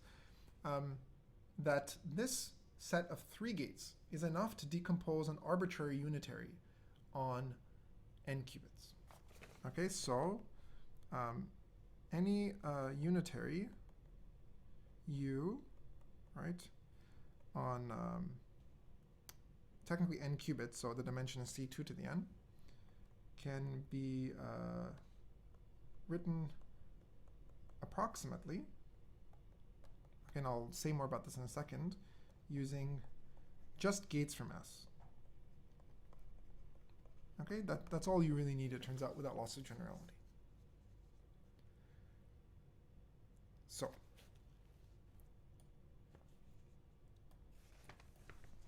So the 2 questions this raises, right? So think about for a second, pause the video and think about, what questions does this raise? Right? What could you possibly ask about any such approximation? Okay. How good is the approximation? Right? Because you're saying you're not going to do it perfectly, so well, how good are you going to do it, right? And the other question is, I'm taking some circuit I really want to implement, and I'm rewriting it in terms of this universal gate set, right? So what is the overhead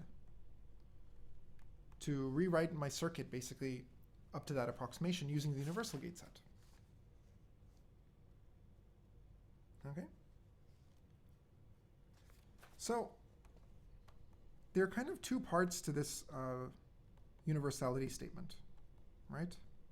Number 1 is that any arbitrary unitary, so any u in this space, right,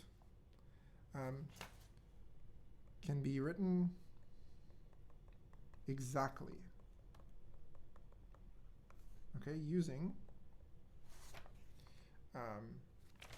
C naught. Okay, so you only need a single 2-qubit gate, and here's the catch, arbitrary 1-qubit gates. Okay, so if you allow me just the C naught, but at least I get to have arbitrary 1-qubit gates, then in fact I could break down your giant U in terms of a sequence of C naught and 1-qubit gates perfectly. Okay, so no error yet. Okay, now the problem now. Oh, by the way, okay, so how many gates do you need in the worst case, right? So this, keep in mind, is 2 to the n by 2 to the n, right? So this decomposition, we don't expect it to be, in general, short. For most matrices, a simple counting argument will show you that you cannot implement an arbitrary u, basically, with a polynomial-sized circuit. It's just not going to happen.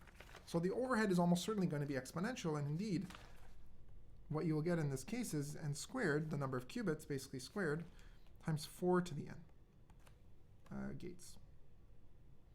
Okay, so again, it's provably impossible to get something polynomial in n. There are just too many 2 to the n by 2 to the n unitaries to be all describable by polynomial size sequences of 2 and 1 qubit gates.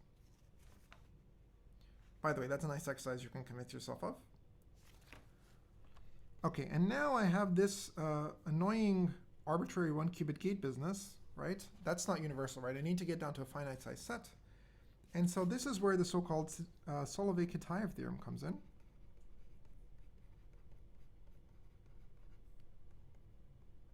Okay, and what does this basically say?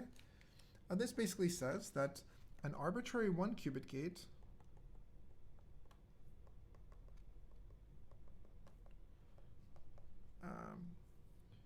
can be approximated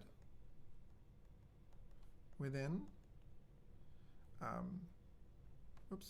within plus or minus, oh, that's so bad that I have to do that again, within plus or minus epsilon additive error. Okay. Example with respect to, say, the trace or spectral norm. Okay, so your norm of the operator, like u minus u prime, is going to be at most epsilon, right? And okay, using 2 things, what gate set and how many gates, right? So using how many gates from which gate set? right? So the gate set first, it turns out, that suffices. Oh, tablet is acting up. Give it a second. So, okay, let me maybe erase both sides to start with. Oh, there you go, perfect. So the gate set is going to be Hadamard and pi over 8, as you might have guessed, because up here I said the universal gate set I get will be indeed C naught, which I've already used in the first half of the decomposition, and then the two single qubit gates are H and pi over 8. Okay, and how many of those gates do I need to decompose an arbitrary single qubit gate?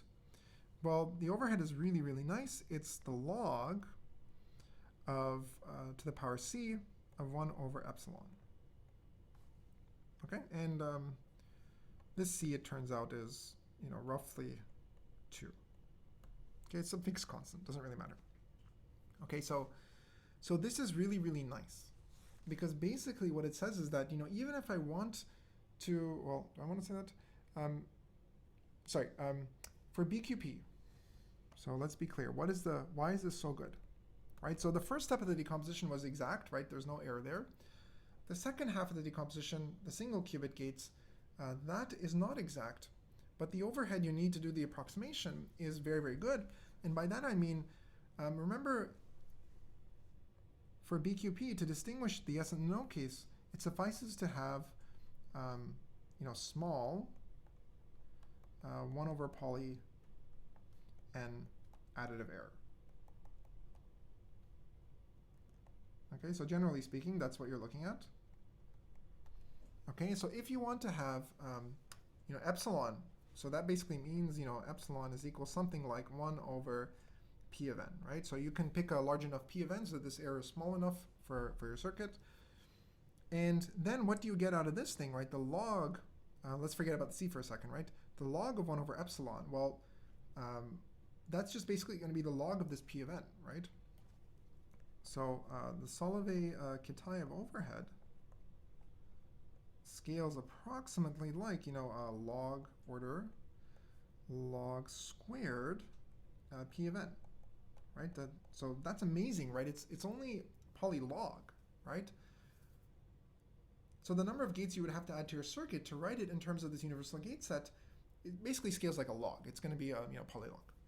Why is this important, right? This is super important because when you're talking about, if it didn't work out this way, we'd be in trouble as a field, right? Because if you're talking about something like, say, Grover's algorithm, where the speedup is only polynomial, it's only like a square root speedup, then if your conversion from your ideal circuit to your universal gate set itself had a polynomial overhead, meaning polynomial NP of n here, then you could totally kind of invalidate the square root speedup you got, right? Just that conversion itself would overpower that savings you had. But luckily, the overhead in the conversion is not polynomial, it's log, it's polylog. So it's really negligible compared to the square root speedup you would get via Grover. Okay, so that's very, very important, right? This log is super important. Good. So henceforth, we're always going to assume, well, typically we'll assume, unless I state otherwise, that when we talk about p-uniform circuits for Bqp, the circuits they're producing are using gates from this family. Okay, so C naught, Hadamard, pi over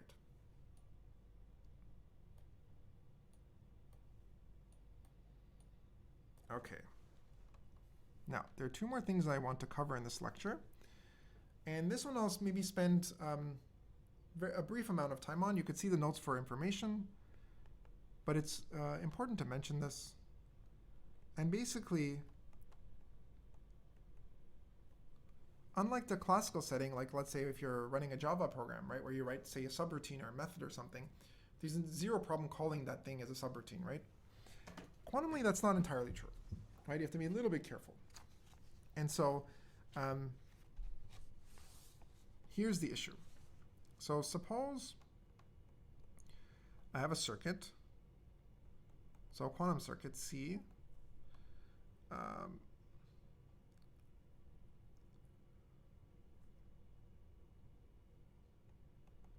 what it does is it takes in my input X, right? So that's my input to my problem. It's Bqp, let's say, right? And So, okay, fine, I can call this a BQP circuit if you like, right? And it gets its ancilla, right? And it's supposed to go off now and compute. So suppose I apply this, right? And what happens now is I get, what does it mean to say it's going to accept probably 2/3? So let's suppose that this is a yes instance. So let's suppose that x in this case is an AS. Okay, so I know then this circuit, let's just say, it's going to accept with probably precisely 2/3, right? So accepted with probability precisely 2/3. Okay, so the state I get then, I could always write it this way. I could always rewrite it as, here's 1 in that output qubit. This is my output qubit. And then times, some funny, sorry, this should be a 1. Maybe I don't need the prime here anymore. I'm deviating slightly from my notes here.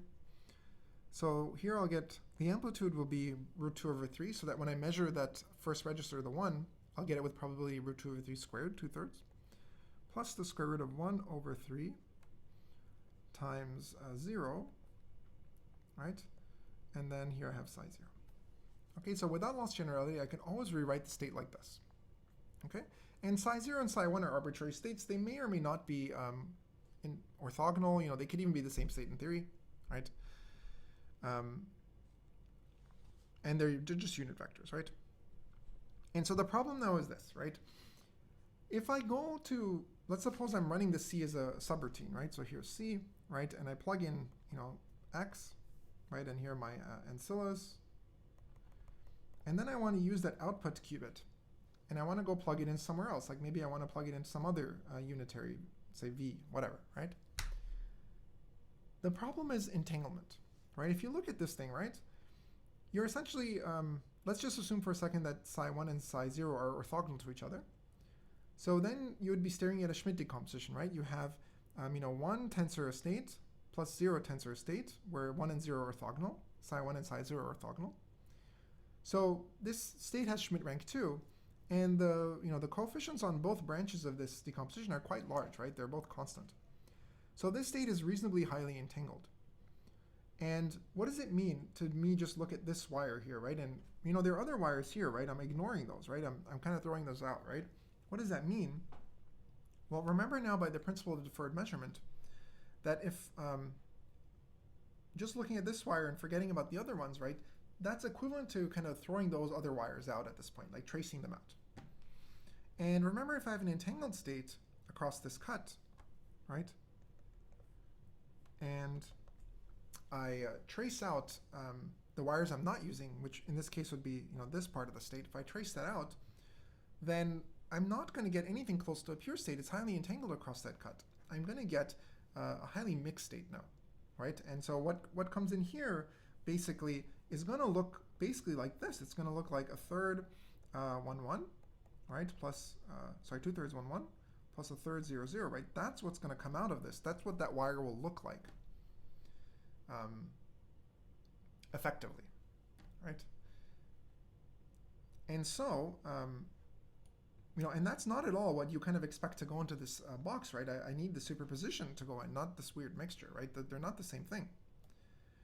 And so that's the BQP subroutine problem, right? And so the way we get around this is kind of, in retrospect, this is kind of clear how you should do this, right? We just recall that, what we can recall is that, again, I'm just going to kind of wave my hands a little bit here in the interest of time, is that in BQP, remember that we define it using 2/3 or 1/3, right, as our completeness soundness threshold. But remember, we can always do standard error reduction, right, to improve those bounds to something really close to 1 and something really close to 0. So in particular, I could replace, this thing with something really close to 0, say 1/2 to the n. And I could replace this thing, sorry, I guess I want square root here, so everything 1 minus 1/2 to the n, square root, for example, right? So with standard error reduction, I can make it so that in the S case, I'm going to accept it probably really, really, really close to 1, right? And what that now means is that the state is no longer highly entangled. It's still entangled, right? But the vast majority of the weight is on this branch. And so that means that effectively what I can do is I can kind of replace my state in my analysis with just this branch. I can kind of throw out this branch in my analysis. And my perturbation will be very, very small, right? I mean, most of the weight was here anyway. So that's how we get around the subroutine problem. I can make it so that, whatever's going on this wire, effectively, it's still going to be a mixed state, but, it's going to be extremely close to a pure state. Because most of the weight, I can make it so that in the S case, for example, it's here. In the no case, most of the weight would have been on the 0. Okay, so that is the BQP subroutine problem. I'll let you refer to the notes for more details. There are some examples you could run through to really make that formal and rigorous. But I really want to spend the rest of the time on the last section of the notes for today's lecture, which are, I want to talk about the relationship of BQP to other classes. Okay. So this is section 3 in the notes.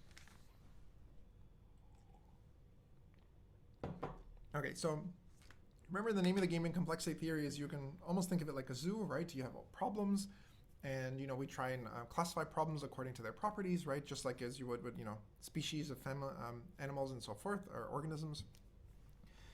Clearly, it's been a long time since I took biology, though it was fun.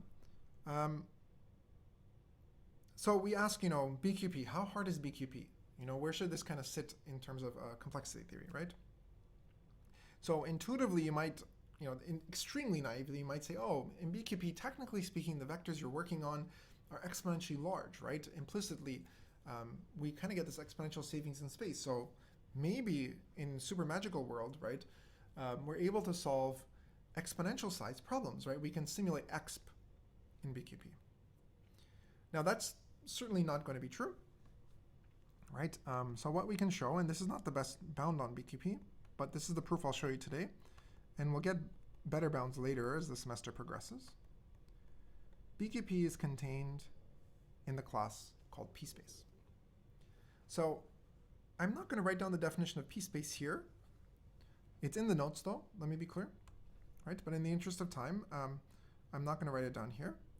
And what is p-space? P-space is just basically going to be languages L decidable by a Turing machine M using poly n space. Okay, n again is always the input size, right? So you give me an input, and I'm allowed to work in time a polynomial in the input size. And just as a sanity check, right? There's no time bound on p-space, right? A priori. But the amount of space I have is limited, right? I can only work in poly n space, right? So if you look at the tape, basically what this basically means is that, here's my Turing machine, right? And it accesses this tape. The length of this tape is bounded. It's not infinite. So the number of distinct cells I have is bounded. And so in principle, of course, the machine could run forever. But the nice thing is that because my tape is only polynomial length, in theory, the number of different ways to fill out the tape is now finite, right? If I'm only putting down, let's say, 0s and 1s on the tape, the number of different settings to the tape is now, 2 to the poly n, right? Those are the number of different ways to fill out this tape with 0s and 1s. And so intuitively speaking, a p-space computation never really needs to take more than an exponential number of steps, because once it hits the maximum number of different tape configurations you could ever see is going to be exponential, like 2 to the poly n. And beyond that, it's going to re-see the same tape configurations over and over again. And it's a deterministic machine, so once you hit the same tape configuration, you know exactly what the machine's going to do after that. It's going to take the exact same sequence of steps it took the last time it saw that configuration. It's deterministic. So intuitively, p-space algorithms can still take exponential time, right? Which is why it's not equal to p, but the amount of space they use is bounded. Okay. Now, by the way, a cute exercise that you should take a moment to think about is show that BQP is contained in X, right? This is a weaker bound. P-space is contained in X. And kind of, well, I'll let you figure this out, but just remember, what's the most naive way you could simulate a BQP circuit? Just do linear algebra. Okay, I'll leave it at that. Good. So let's prove Theorem 23. Theorem 23. And we will do this. Let's see to what detail I want to do this. So how do we prove that any BQP computation, which is a quantum circuit, I can simulate whether or not the circuit's going to accept or reject with high probability. I can figure out the answer with a classical Turing machine that may run in exponential time, but only uses polynomial space. Okay, so any such proof, you should always start with this line. Define your input, right? Let X be an input to a BQP problem. And it's a promise problem, right? So it's just some A equals to A yes, A no. Oh, sorry, and let me be clear. You know, this is an n-bit input, of course. Okay. So what do we know? So that means that there exists, it's in BQP, right? So that means that there exists a P uniform generated. So there's a Turing machine now, a polynomial time Turing machine, that will generate the circuit Qn, the quantum circuit, which solves the problem, right? And I'm going to rewrite this as, UM. It's a sequence of gates. These are 1 and 2 qubit gates, right? By our universal gate set theorem. Or we didn't prove a theorem, but universal gate sets. Okay. And remember that such that if X is in yes, so let me just remind you of the definition since we did this closer to the beginning of the lecture. Measuring the output qubit of Qn yields 1 with probability, at least 2/3 we said. And otherwise, if it's a no case, then this yields 1 with probability at most 1/3. Okay, that was the basic setup of BQP. Okay, and so therefore, it suffices. What do we want to do? We want to show that this problem is in BQP in P-space. So we want to sketch a P-space computation. So basically a classical Turing machine with polyspace, which estimates this acceptance probability of Qn on that output qubit, the output probability, within some small additive error, within plus or minus, let's just say a half, sorry, not a half, 1/12, right? So if I'm guaranteed that the acceptance probability is at least 2/3 or 1/3, and then I can classically compute an estimate of that value within plus or minus 1/12, I can still distinguish which case I was in, right? That's the goal. So how do we do this? So the first thing I want to do is let's just formally write down what does it mean, what is the formal definition of the probability of the quantum circuit outputting 1? Okay. So remember we do this projective measurement onto 1 at the end of the quantum circuit, right? This is this thing. Be the measurement. Well, okay. Technically, it's not a measurement because I need to specify both. Okay, it's a measurement operator, right, of a projective measurement onto the output qubit of Qn. Okay, so that's the measurement we do at the end, right? And let's also let psi just be basically, I start with my input, my ancillas, right? Some number q of n of ancillas. I apply my quantum circuit. Okay, those are the two things I want to define. Then, what is the probability of outputting 1 in my quantum circuit? Well, it's just this, right? I start with my start state, right? Sorry. I prepare my state psi, right? Psi is the full, I start with my start state, and then I apply q, and that's psi. And then I measure on pi 1, right? I just measure that. I measure the projector onto the output qubit. And, thanks to the trace, I could always rewrite it this way, pi 1 psi, okay? And so let me be clear here. The first just to remind you, this is just a single qubit measurement, right? Whereas, psi over here acts on a lot larger number of qubits, right? It acts on n plus q of n qubits. So obviously, I have two operators that the dimensions don't match right now. But this is implicit. When I really mean, whenever we write pi1 in this course or whatever, we always mean, there's an implicit identity on the rest of the qubits that I'm not bothering to write down because otherwise I'll go crazy. Okay, so like this. Okay, so that's really what we mean, of course, here. And now, of course, the matrix multiplication is well defined.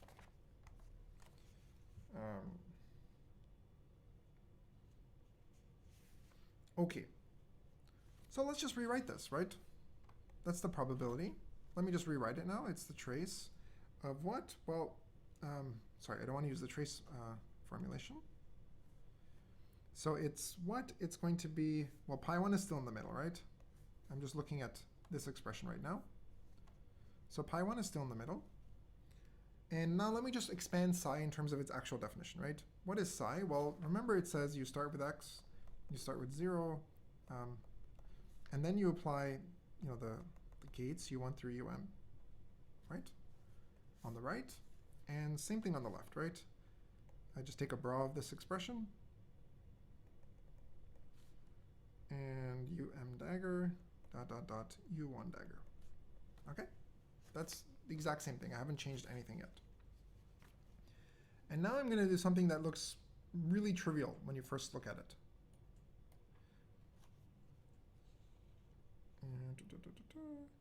And so, okay, there you go, right? So now I'm going to do something, another rewrite. Again, I'm not changing anything. It's still an equality. So let me recall that, the identity matrix, which is, it's a 2 to the n dimensional, let's say an n qubit identity, right? I could always rewrite this as the sum over all n-bit strings, right, of xx. Okay, this is one of the facts we saw in the previous lecture. So what am I going to do? Well, actually, maybe I'll need it not on this equality, the one right after it, but what I'm going to do is something really odd looking, which is I'll just write 0 now for brevity, and I'll start inserting identities between all the gates. Okay, so identity, dagger, identity, identity, u1 dagger, identity, pi1. Okay, so that's the same. And now we do the same game on the right side, right? Number, color's not changing fast enough.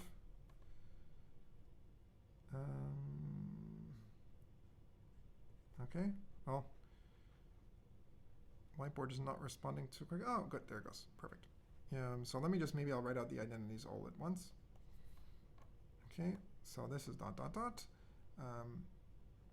sorry, this is this is not. Okay, ... u1, and here we start with our start state.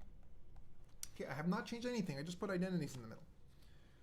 But now, let me redirect this arrow, right? And now let me break up the identity in terms of these sums over projectors, right? And now it'll get slightly more messy because, for each copy of the identity I have here, right, I'm going to have a different sum, and technically they all need different labels, so it's slightly messy, but hopefully it'll be clear what's going on, right? So I'm going to rewrite this as the full number of identities is going to be 2m plus 2, at least if my counting is correct.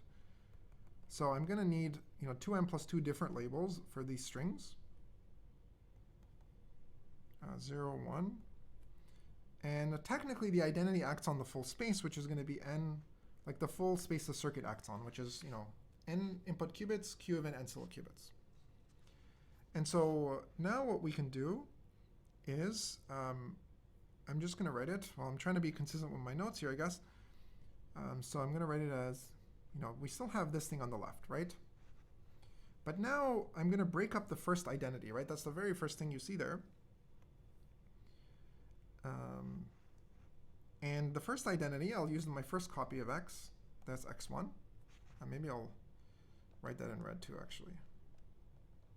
Okay, x1. All right, so I'll expand that identity out. And then, well, what comes right after the identity? Well, you have this dagger, right? So I'll just put that back in. And then, we're just going to repeat this process now, right? Now, the second identity, it takes in x2. Okay. Sorry, the second identity gets decomposed in terms of x2. Just waiting on the color to switch again. There you go. And dot, dot, dot. Okay, and you'll see the same thing all the way down to x2 m plus 1. Okay, so now I've kind of, by the way, somewhere in here is the projector pi 1. I'm kind of skipping it over, right?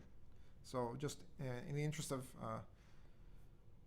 keeping things somewhat precise, brief, I'm going to leave it out. But now you go all the way to the right-hand side, and this identity now, I'm decomposing that one here. That one looks like that, and on the right-hand side now, of course, we have x and 0. Okay. So all I did here is I just wrote an identity in between each set of operators, and then I decompose each of those into projectors onto strings. Okay. And now comes the magic of this. The magic of this is the following. Right? I can think of it this way. I'm going to just look at it a different way. It's kind of like those 3D art paintings, right? Where those paintings where you stare at them long enough and you make your eyes point in different directions, and then all of a sudden this art looks like 3D.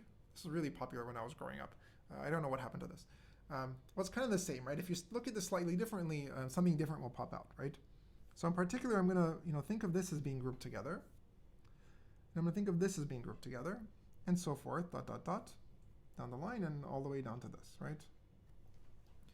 And so you'll notice that each of these things over here, what are each of these?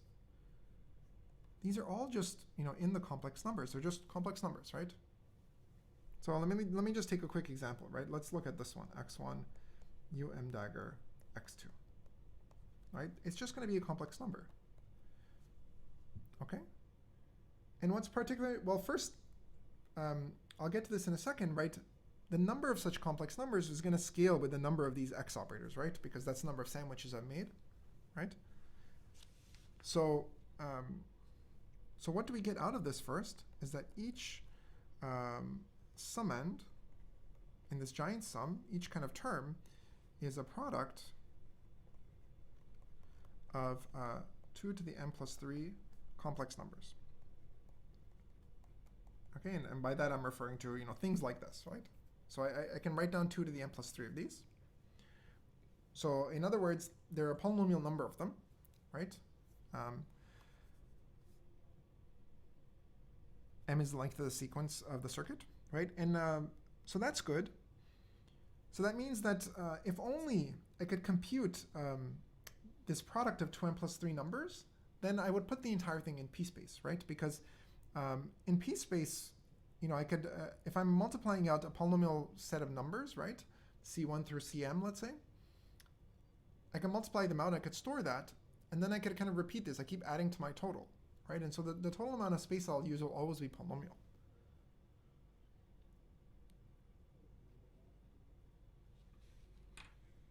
Okay, so I'll make that slightly more formal in a second. The other thing I need to point out, however, is that, for example, this is true for all of them, but let me just do the example. This thing is computable in polyspace. Okay, so so in fact I think you should be able to do it in polytime, in fact, not just polyspace. So why is this true, right? The reason why this is true is because of this little cheating I did earlier here, which I really wanted to stress, right? Over here, right? I said that, when I'm talking about a 1-qubit operator, say pi 1, I really mean pi 1 tensor identity on everything else. And the same thing is true here, right? This is some unitary u, which acts on, say, 2 qubits. So you should really think of this thing as being x1, which is an m-bit string. Sorry, it's an n plus q of n-bit string. And this thing is some u, right? Dagger, right? And maybe this thing acts on qubits I and j. whatever those qubits are, I don't know. And it acts as identity on everything else. All the other qubits, there are going to be, so I'm trying to be a bit formal here. So take all the other qubits, and then you remove, the indices I and j. Right? So the unitary just acts non-trivially on qubits I and j, whatever those are, right? I don't really care right now. So I could always write it this way. And now,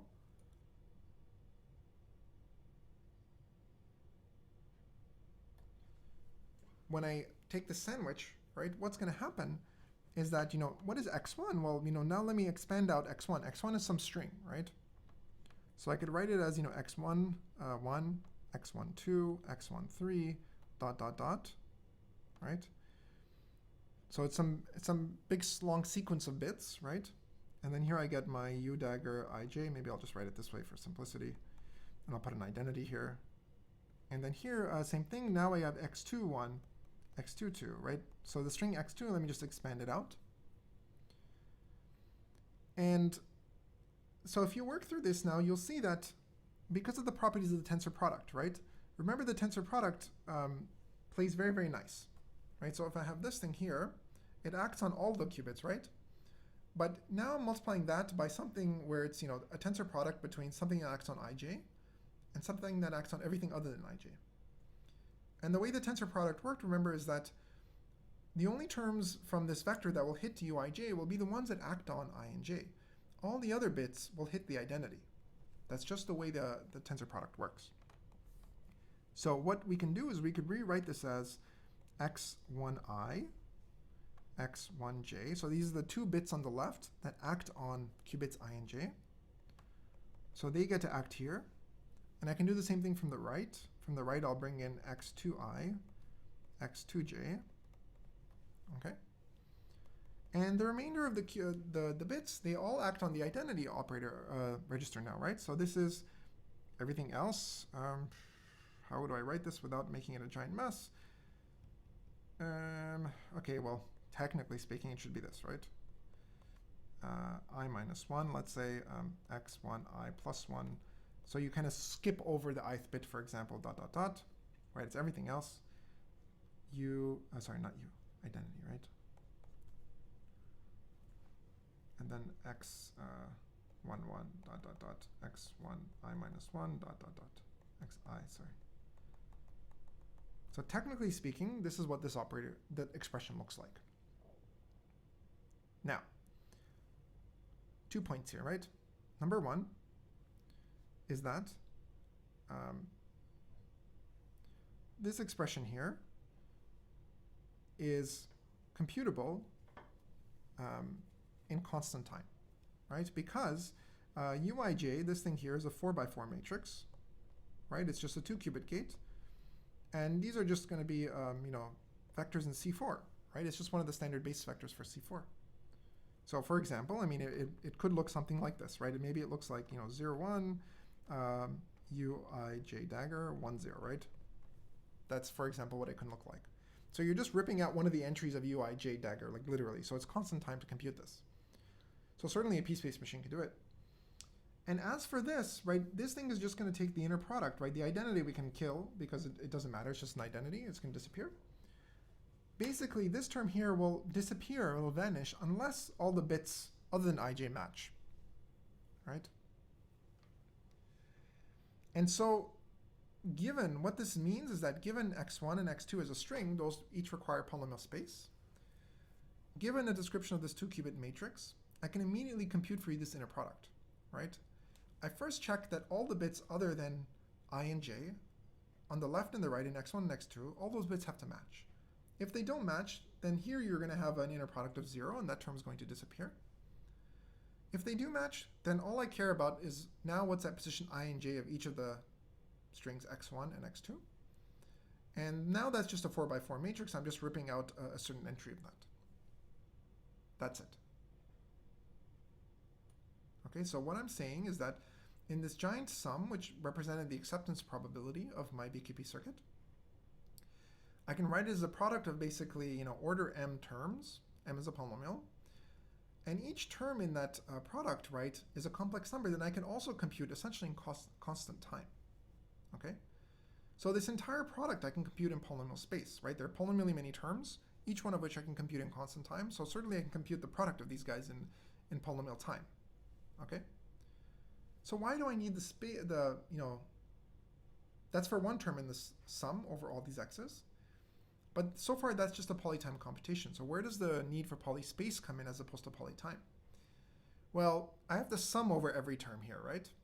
And the number of such summands, right, that's exponential, right? I mean, it's the set of all n bits, n plus q of n bit strings. So that's huge, right? So I can't do that sum explicitly in polytime, right? I'll need exponential time for that, but at least what I can do is I can keep a running total of my sum so far. I compute the next summand in polytime, and I add it to my current total, and I just repeat this exponentially many times, and that will only use polyspace.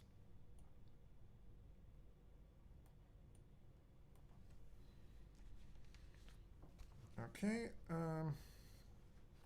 so the punchline is what? For I rewrote that down. Each summand, computable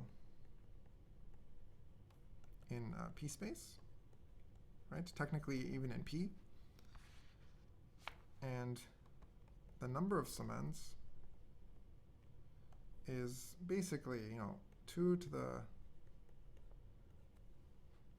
this thing, right? Okay, well, each string has x1 has this many settings and x2 has that many settings. So, you're going to raise this to the number of such strings, which is 2n plus 2.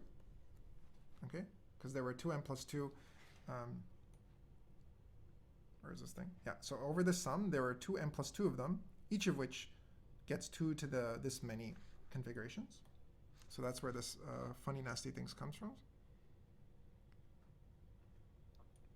Okay, so basically, whenever this thing decides to finally screw up, I can, yeah, good. So basically, this is some number that's exponential in n, right? It's 2 to the poly n, which is fine with us. So it takes exponential time, but I just keep a running total, remember, and keep a running total, which requires only polyspace. Okay. So that's kind of the name of the game, right? You have this really nasty expression. You write it as a product of a sum over a product of polynomially many complex numbers. Each of those products can be computed in polytime, and you can kind of store that in your running total, and then you go over the giant exponential sum. Each time you compute the next term in the sum, you add it to your total. You compute the next term in the sum, you add it to your total. The intermediate sums only need polyspace. Okay, and that's how you get the whole thing in P space. Okay, so puts Bqp in P space. Sorry.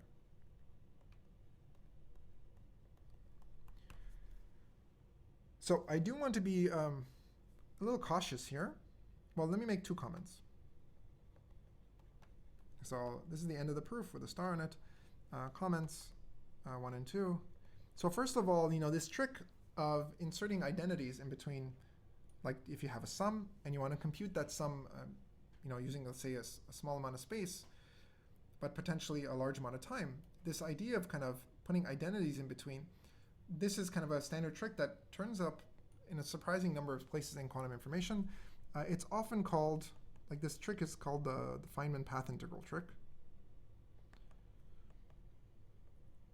Okay, so you might see it being called by this name.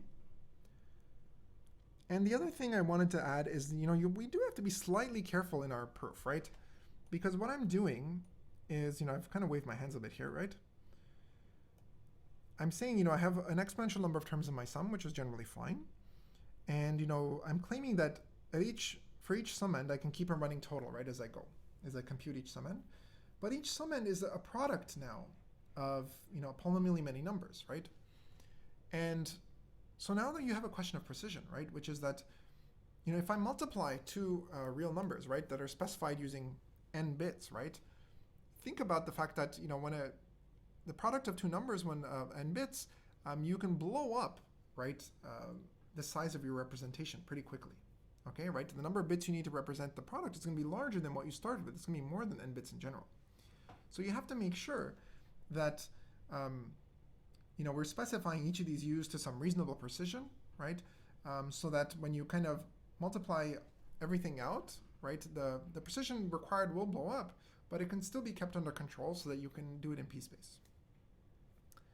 So in the interest of time, I'm not going to say more about that, but there's more about that in the notes.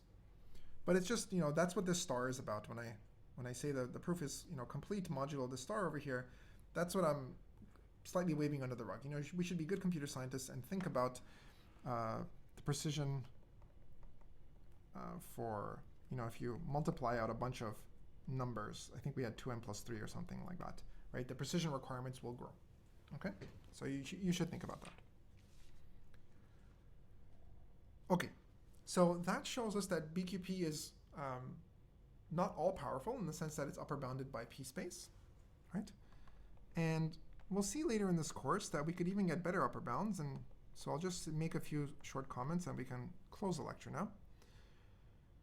And the nice thing about this theorem that I showed you, the reason why I wanted to show you this is, number one, the proof is elegant, right? It's just this really slick trick, right? This Feynman path integral trick, and that technique gets used again, right? In fact, we will use it at some point again during the course, I think.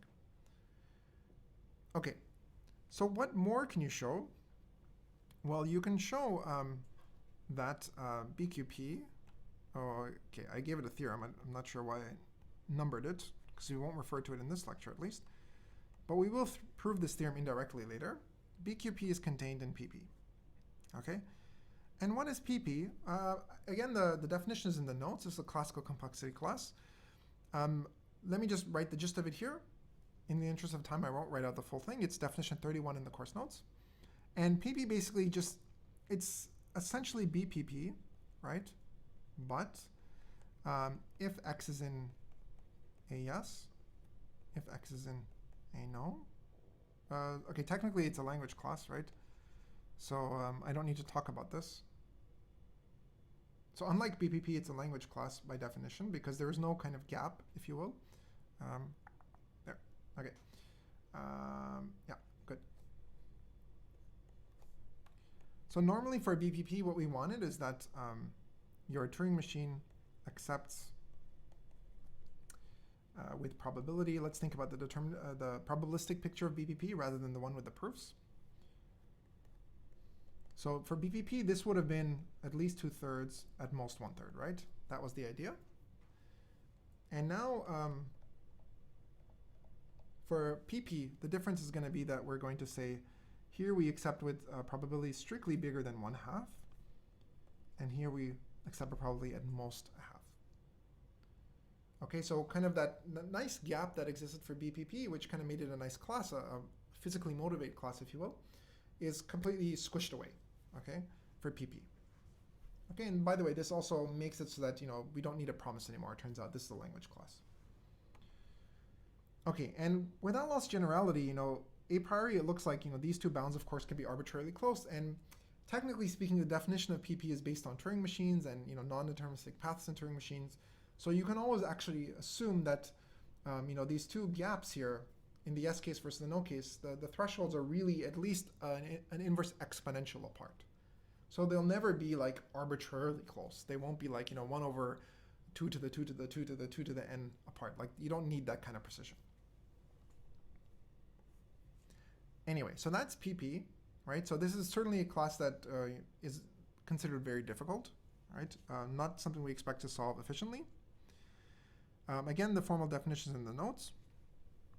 And let me just state some known proofs. I mean, obviously, I won't go through them. But one thing we do is we show that, so BQP,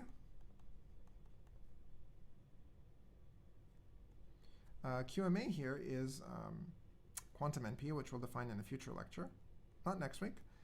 We have something else fun to talk about first. BQP is contained in a QMA, and then what one can show is that this is contained in PP. And in this particular course, we'll do it using something called strong error reduction, which is, again, a very slick and elegant trick to do this. So that's one way to prove that BQP is in PP, right?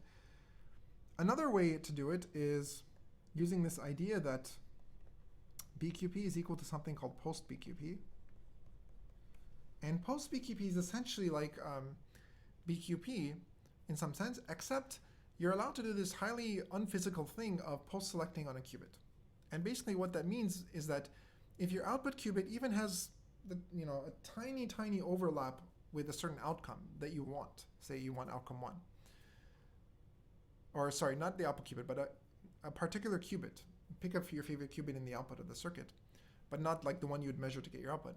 As long as that thing has 1 over exponential, say, overlap with some desired outcome, you could always kind of force the circuit to measure onto that outcome. You could project it onto 1. Let's say you wanted outcome 1, you could project it onto 1 with certainty. You can so-called post-select. So, of course, in reality, you can't do this, right? In reality, you measure, and with whatever probability quantum mechanics says, that's the probability with which you're getting your outcome. You can't force that outcome. So it turns out, sorry, this is not equal, by the way. This is contained in post-BQP, just trivially because post-BQP is just BQP, but we can do this additional post-selection trick. It's known that this is equal to PP. Okay, so that's another way to see this. And the other thing I want to mention is that, so another way to do this is, well, okay, this is really the same, maybe I'll write 1A actually. It's the same general idea, which is that we write this as contained in QMA, but then you show that this is contained in something called, a class called P to the QMA log, which is, you have a polynomial time Turing machine, and now you can ask an oracle for answers to logarithmically many quantum NP problems. And what you can show then is that this problem, this class itself, is still in PP. Okay, and the existing technique to do that is something called hierarchical voting. Hierarchical voting. Okay. So that's another way you can do this.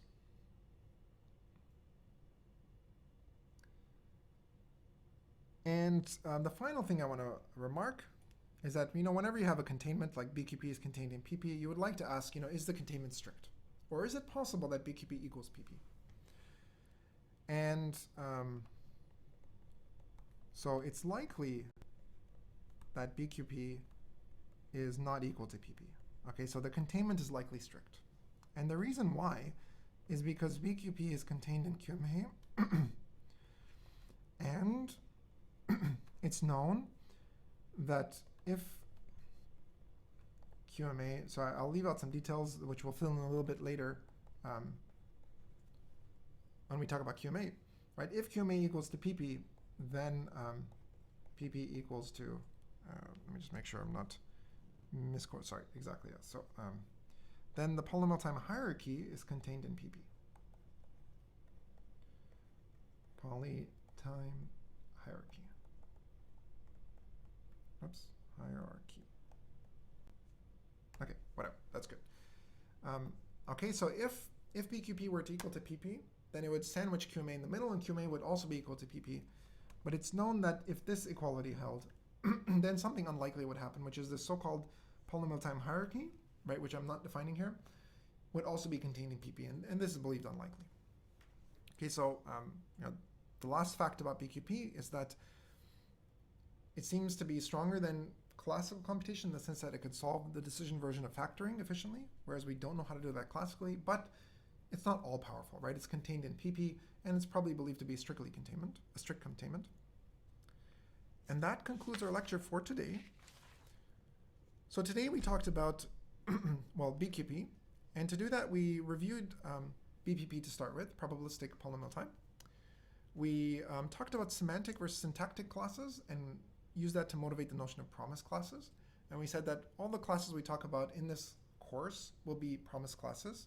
We just won't call them that. Then we defined promised BQP, or what we'll henceforth call BQP. And to make BQP well-defined, we talked about how do outputs of circuits change when you make small errors to the gates. We talked about universal gate sets. We talked about the BQP subroutine problem. And finally, right now, we showed, using this Feynman path integral trick, that BQP is contained in p-space. Okay? So that's BQP, and that's kind of the basic framework around BQP, let's say. Next class, we'll show how to use BQP to solve something interesting, which is an algorithm that's in some sense kind of taken a life of its own in recent years, especially with the advent of the study of quantum machine learning. Okay, and that is quote unquote solving systems of linear equations using a quantum algorithm. I put this in quotes because, as we'll see next lecture, you have to be very carefully how you define what it means to solve such a linear system in the quantum setting. But nevertheless, this algorithm is very nice. And we'll talk about that next class. And not only that, we'll show that kind of the problem underlying this linear systems quantum algorithm, that problem is essentially complete for BQP, right? Essentially, any problem in BQP can always be reduced to an instance of more or less inverting a linear system. Okay? Good. That's it for this week. Again, assignments due tomorrow, tutorials tomorrow. Stay healthy. Have a good week.